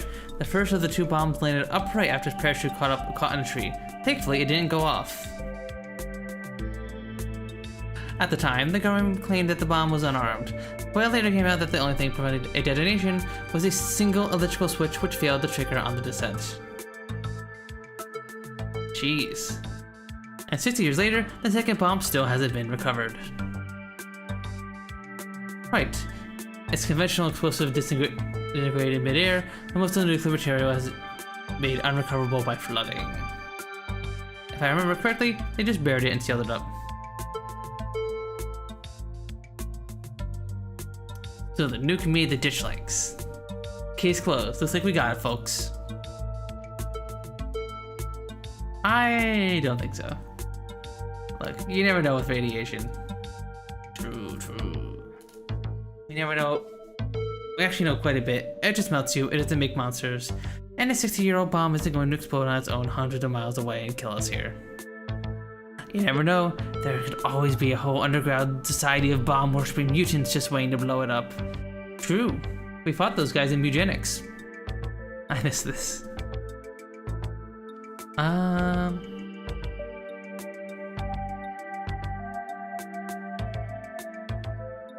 We'll do... I think there's a cult here. I think there's like a cult here.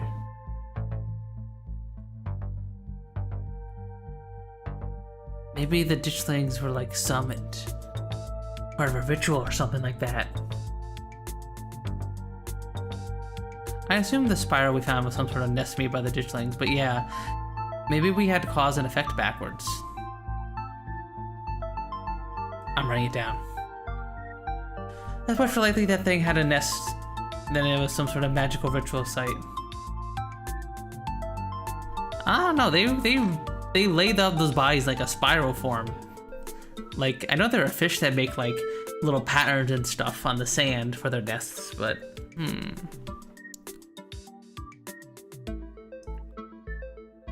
Talk about veins of scarlet. So about the coal mines here. Kanika visibly shudders. I get cold sweats just thinking about it being in a place like that. I feel for the guys who work up there. I can never. Make yourself, I love a good crevasse.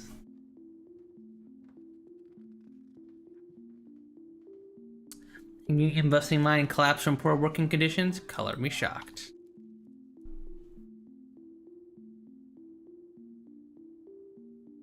Yeah, it's pretty awful.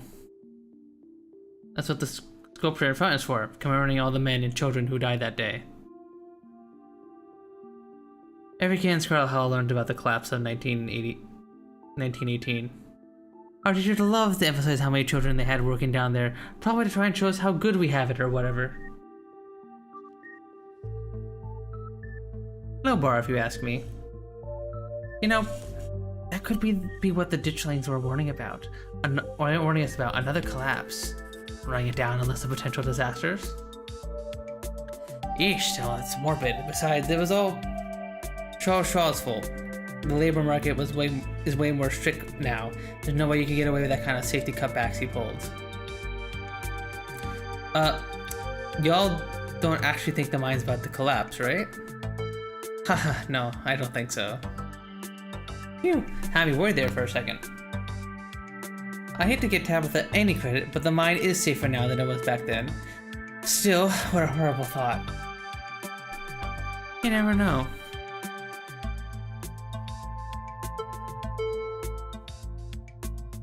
You guys seem to have the bone to pick with Charles Shaw.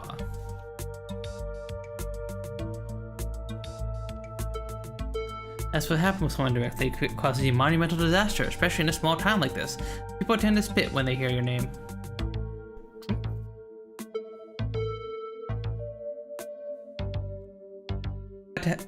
He got out of town on a rail. On a rail, you know. Oh, so he just bailed the town, so like he wasn't like punished or whatever. And that's not a figure of speech. Back when they actually tied you to a rail and ran you out of town, this big mural of it over on the wall. Oh no, they tied him up. And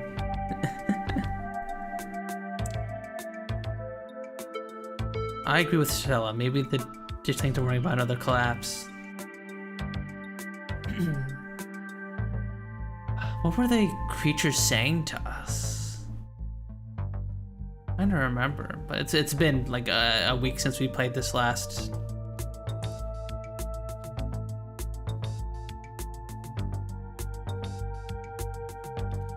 So Appalachian folk monsters.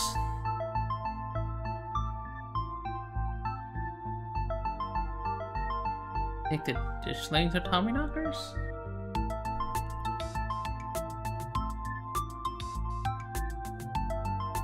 Good thought, but Tommy knockers live in mines. That's like their whole thing. I'm gonna write it down though. Tommy knockers are literally just the sounds that happen when a bunch of rocks and wood are about to collapse. Are they? Or the sound of a mysterious creature pounding on the rocks and support beams with hammers to cause a collapse? There's simply no way to know. Why don't you tell me about that Telly-Poo story? Telly-Poo? Telly-Po? I can't believe I forgot that one. Came so bad to eat soup for years that a monster must try and dig out of my stomach if I did. I love that one. This old chimney in the woods that I used to think was the chimney from the Telly-Poo, the one that was left after the thing did whatever it did. Yeah, it's just because chimneys don't burn down, and wooden houses do. That makes sense. Doesn't mean it's not the chimney from Telly-Poo. I've camped out there a couple times, seen some pretty spooky stuff. Yeah, I watched the video. You saw raccoons. You're gonna get rabies one of these days chasing after wildlife like that. What can I say? I like to live on the edge. Well, let's move on.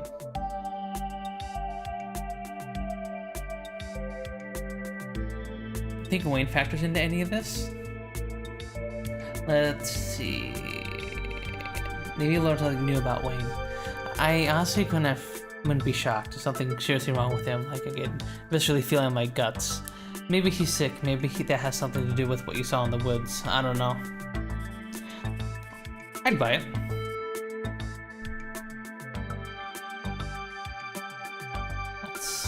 So Silas Scarlet.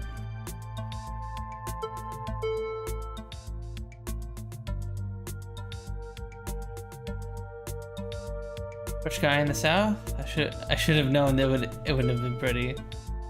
Yeesh, I figured all money from the south wouldn't be great, but he sure did some things to get where he was, huh? The book was a perfect example of why you should use multiple sources for your research instead of trusting the first thing you read on a subject. True, Oscar, true. Yep, dude was a monster. The mines made a lot of money during the Civil War too, and you can probably guess which side a North Carolina business owner would be working for. Sorry you're related to him.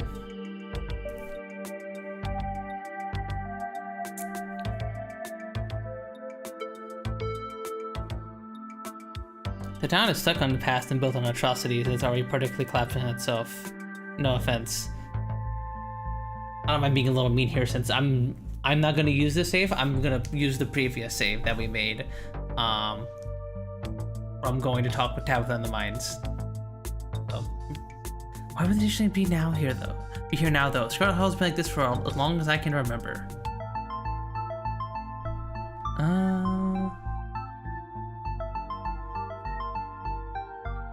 I think we should head back to the woods. We know what these creatures are. Anything else right now is speculation. We know these creatures are there. Two of you barely made it out of the woods alive last night. I hate to bring this up, but Gretchen's gone. I'm sorry. I'm so sorry, Stella. That's alright. I get it. I'm not super keen on going back there just yet. I'd much rather we try to get more information about what we're dealing with before we blindly throw ourselves into danger. The ditchlings are either exactly what Kanika's mom told us they were, in which case they're not what we should be going after, or they're a potentially dangerous cryptid we know next to nothing about. Fair. Might as well try to learn a bit more before we go back to the woods. There's an awful lot of mine-related stuff on my notes. Maybe that should be our next stop.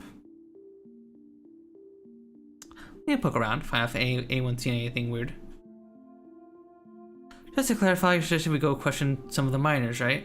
We are not poking around unprepared in the actual mine, right? Right?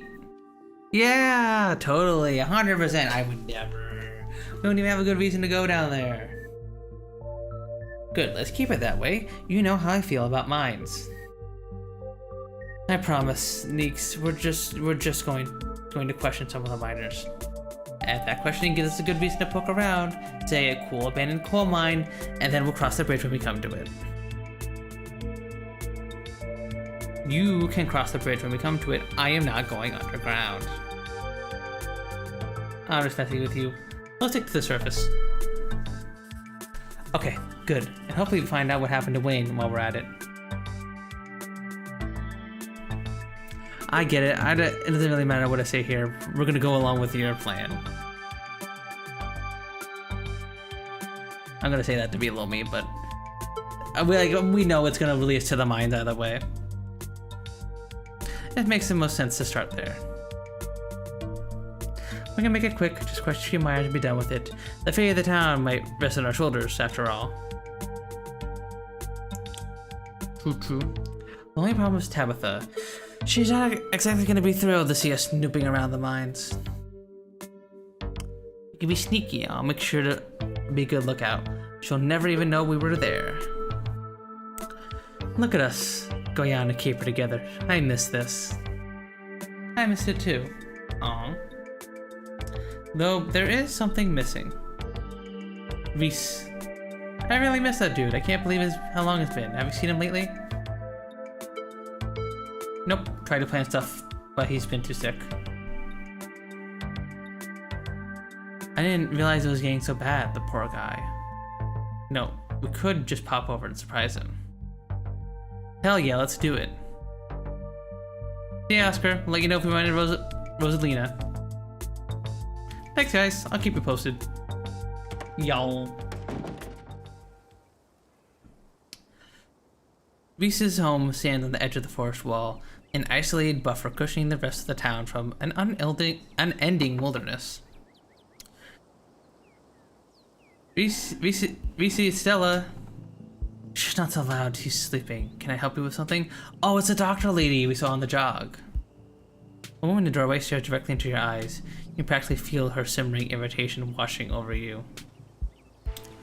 Hi, Dr. Kelly. We were wondering if we could be okay if Reese could come hang out. Reese's. Reese? Nothing strenuous. Reese's. Reese. I'm not gonna wake him up. If he's sleeping, he probably needs it. Whatever you two have planned would probably be on what he can manage right now anyways.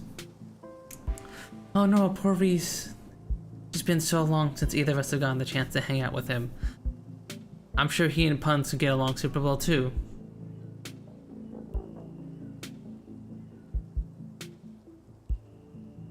Yeah, Sly. We're just going for a light walk, and I've heard such great things about your son. I'm only in town a few days, and it'd be shameful to get the chance to meet him. Oh, she's doing the puppy dog eyes again. Cute. Dr. Kelly looks you up and down in size. Alright, you win. He's usually feeling his best around mid-afternoon. Why don't you two come over tomorrow? We can have some supper and y'all can hang out for a bit. I don't promise it'll be perky, but I'm sure it'll brighten up the spirits to see you two again. Bum, bum, bum, bum, bum. I'm sure I'll be happy to meet you two puns. That would be great. I can bring a side dish, maybe deviled eggs. Ooh, I love deviled eggs. Does he still eat those? No, eggs are a little much for him. They don't settle well. You can leave the cooking to me. I know what he can handle. Okay, I'll bring soda then. That's not... Okay, fine. Yes, fine, you can bring soda. Nothing with caffeine. Ginger ale, preferably. Oh, and leave the dog at home. I... learn. Okay, no dogs. Thanks so much, Dr. Kelly. We'll stop bothering you now. See you later. Dr. Kelly nods in acknowledgement, quickly shuts the door. The sound of several locks sliding into place can be heard from within.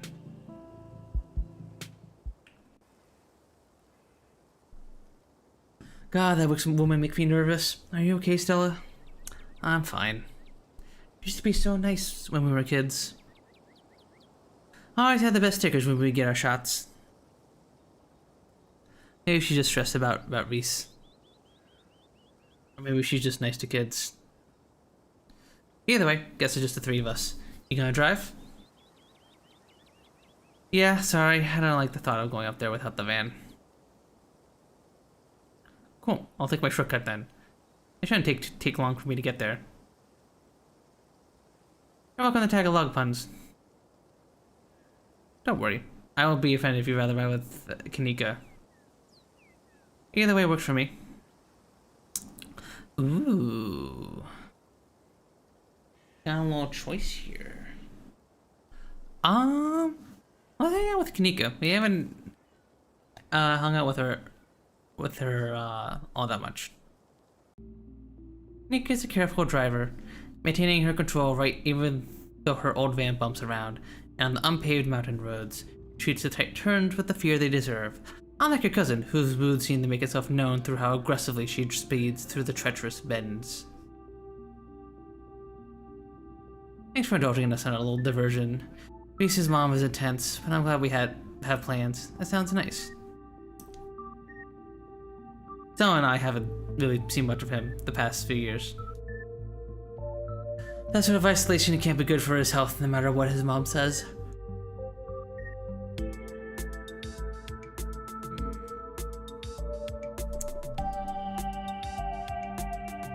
Why do you still live here? This town's a dead end. Okay, that's a little rude. But to answer your question, yeah, this wasn't the plan. And it still isn't. I was actually a couple years into vet school, top of my class, might I add, when my dad died. Mom was up for running the store, and my brother, well, you'll meet Miles if you haven't already.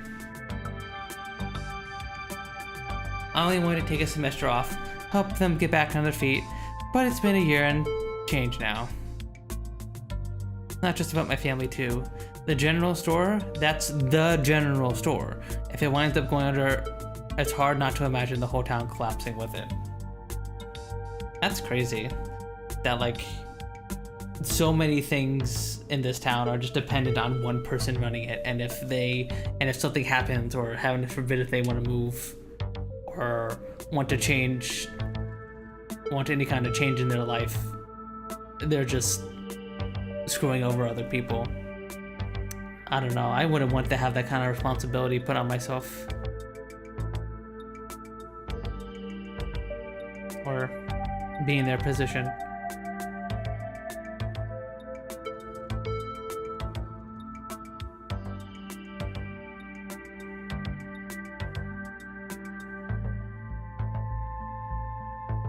You'd be a great vet. I've seen how thorough you are about research. And everyone would care enough about their family to take time off like you did.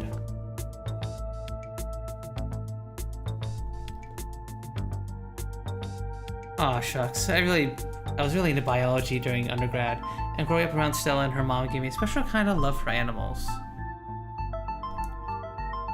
Stella have a problem with cars? I'm convincing to get her ride back with Duke last night, even after everything that happened in the woods.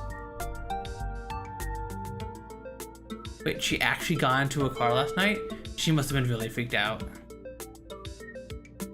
That's how her parents died. Car crash. Oh no. She was in the car too, just some cuts and bruises, but she doesn't like cars and tries her best to stay away from them. I don't think she's ever gonna actually leave this town.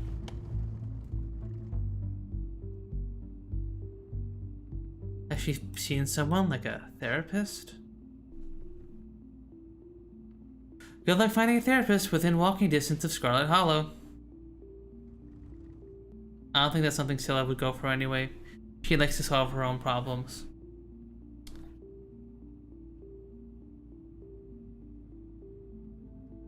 You try to get out of town like right now. We could just both leave and go somewhere far away from here where neither of us need to worry about ditchlings or cataclysmic events. Whoa, whoa, whoa, there's no way I am crossing Tabitha like that. The fact that she brought you here is a big deal. She doesn't see people, she doesn't have guests. You being here has gotta mean something to her. If you found out I was the one who drove you out of town, which she would, there's no telling what might happen. The Scots still hold a lot of sway in this town, even if your cousin's all that's left of them. And hey, I don't think there's a lot to worry about yet. The ditchlings are just some weird animal, right? If we just stay out of the woods, I'm sure we'll be fine.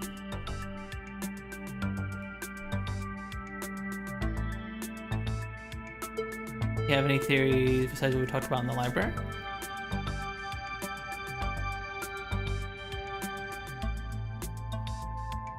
I don't know. I don't think there's enough information yet to support any strong conclusions. So I've been wondering if what you saw what you saw was maybe some sort of mutated animal, like a strain of hairless monkey or raccoons or something. Do you know about Morgan Island? It's off the coast of South Carolina. There's a whole population of rhesus monkeys infested with herpes, like 4,000 of them. Huh. Maybe the ditchlings are some kind of alopecia research monkeys. Which sounds ridiculous now that I've said it out loud. I forget I said anything. The things were not monkeys. Some of them my own two eyes, and they were way too messed up to be anything like monkeys. I mean, that doesn't rule out lab monkeys, right? Could that be whatever made them hairless also cause weird swellings or alter their proportions? But like I said, we don't have anywhere near enough information. Remain silent. In comfortable silence for the last few minutes of the ride. Revive the mines before Stella. Stella's probably gonna be another couple of Hey y'all, how's the ride? Did you run there? Yep, felt like a gang of running. Didn't want to keep y'all waiting. Didn't run any of those creatures, did you? Nope. That makes sense, they're probably nocturnal. I don't know if I should feel relieved or disappointed. But we're all here, what's the plan? I guess we just go talk to people. I guess so. I should be a lookout. I'll be on lookout duty. A bit of a persona non grata in the mines. Tabitha? Yeah, I might have tried sneaking in to talk to her. A time or too many. Probably less likely to get caught if only one of us goes snooping around there.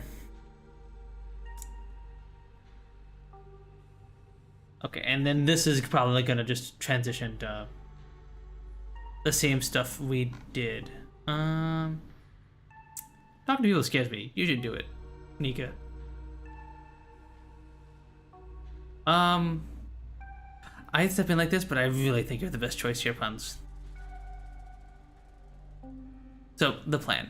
You know those cheesy old rom-coms where somebody wears an earpiece on their first date? Whoa, you have some kind of surveillance set up in the back of your van? That I didn't know about. What? No. I have a pair of earbuds with a really good mic. We can just do a group call. And he can hand you a pair of earbuds. You feed you questions if you get stuck. But still, I can give you a heads up if Tabitha's headed your way. Dang, I miss doing this sort of thing with you. You're so thorough. Aw, thanks. I do my best.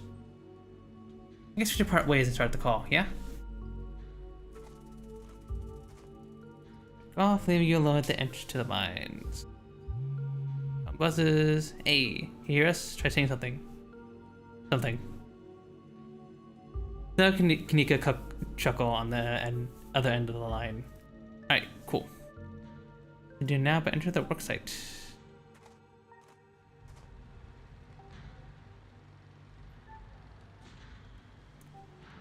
Let's go find our cousin. You can wait to the trail in the middle of camp.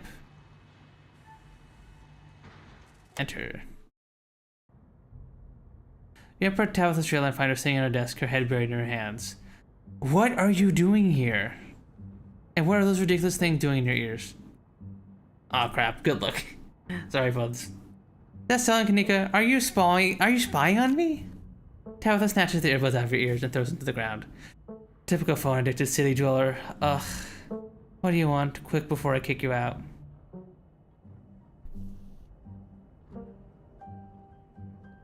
Okay. So, I assume this all ends similarly to the way we got to when we hung out with Tabitha first. We're gonna talk to the miners. We're gonna get some stuff about Wayne. We're gonna eventually see Rosalina, and we're gonna head to the mines, and everything's gonna happen mostly the same. So, I think this is gonna be a good place to call it here for tonight. We will continue playing more Scarlet Hollow next Friday. Same time as the stream started at 8 p.m. EST, where we will play episode 3. Because tomorrow we're going to be playing some more Factorio.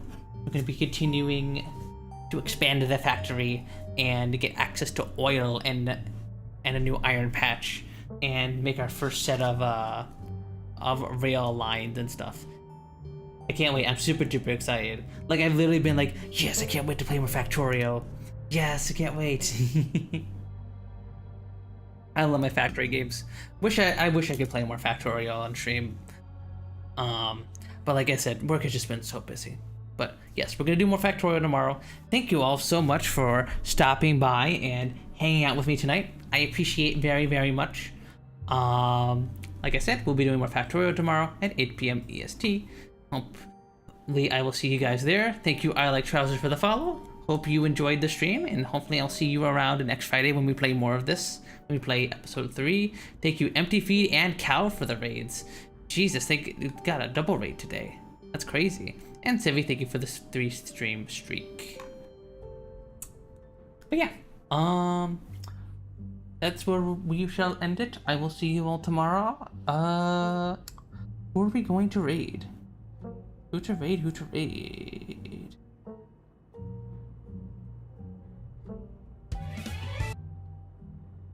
Who are we going to raid?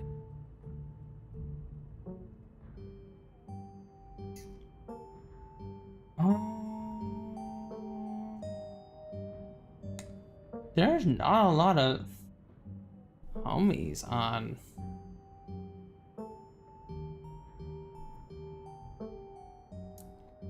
Typically want to send you off to a friend, but there is a distinct lack of friends online. Is there anyone else playing Scarlet Hollow we could raid?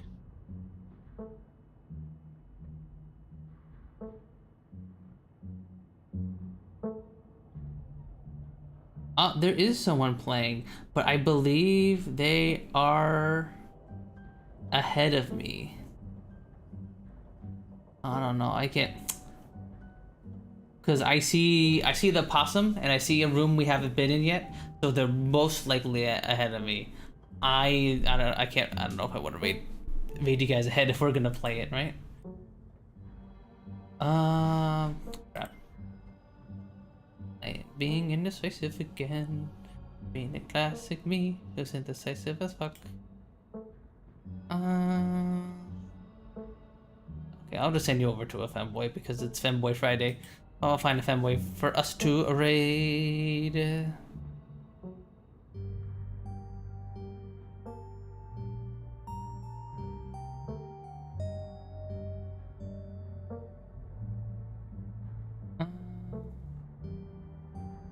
Netio. I don't think I raided Netio in a hot minute. Lunch, you make a...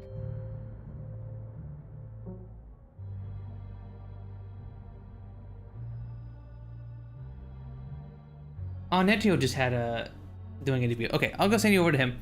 Thank you all for stopping by and hanging out with me tonight. I hope, and hopefully I will see you guys tomorrow for some Factorio.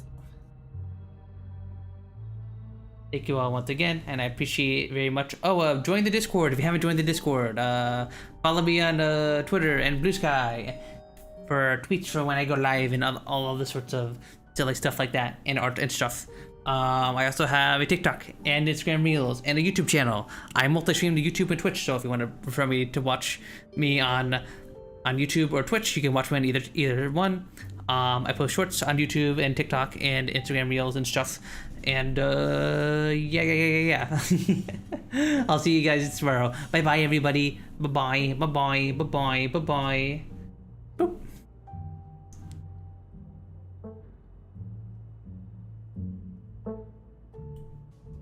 God, I can finally play all my games at 120 FPS instead of 30 FPS. Let's go.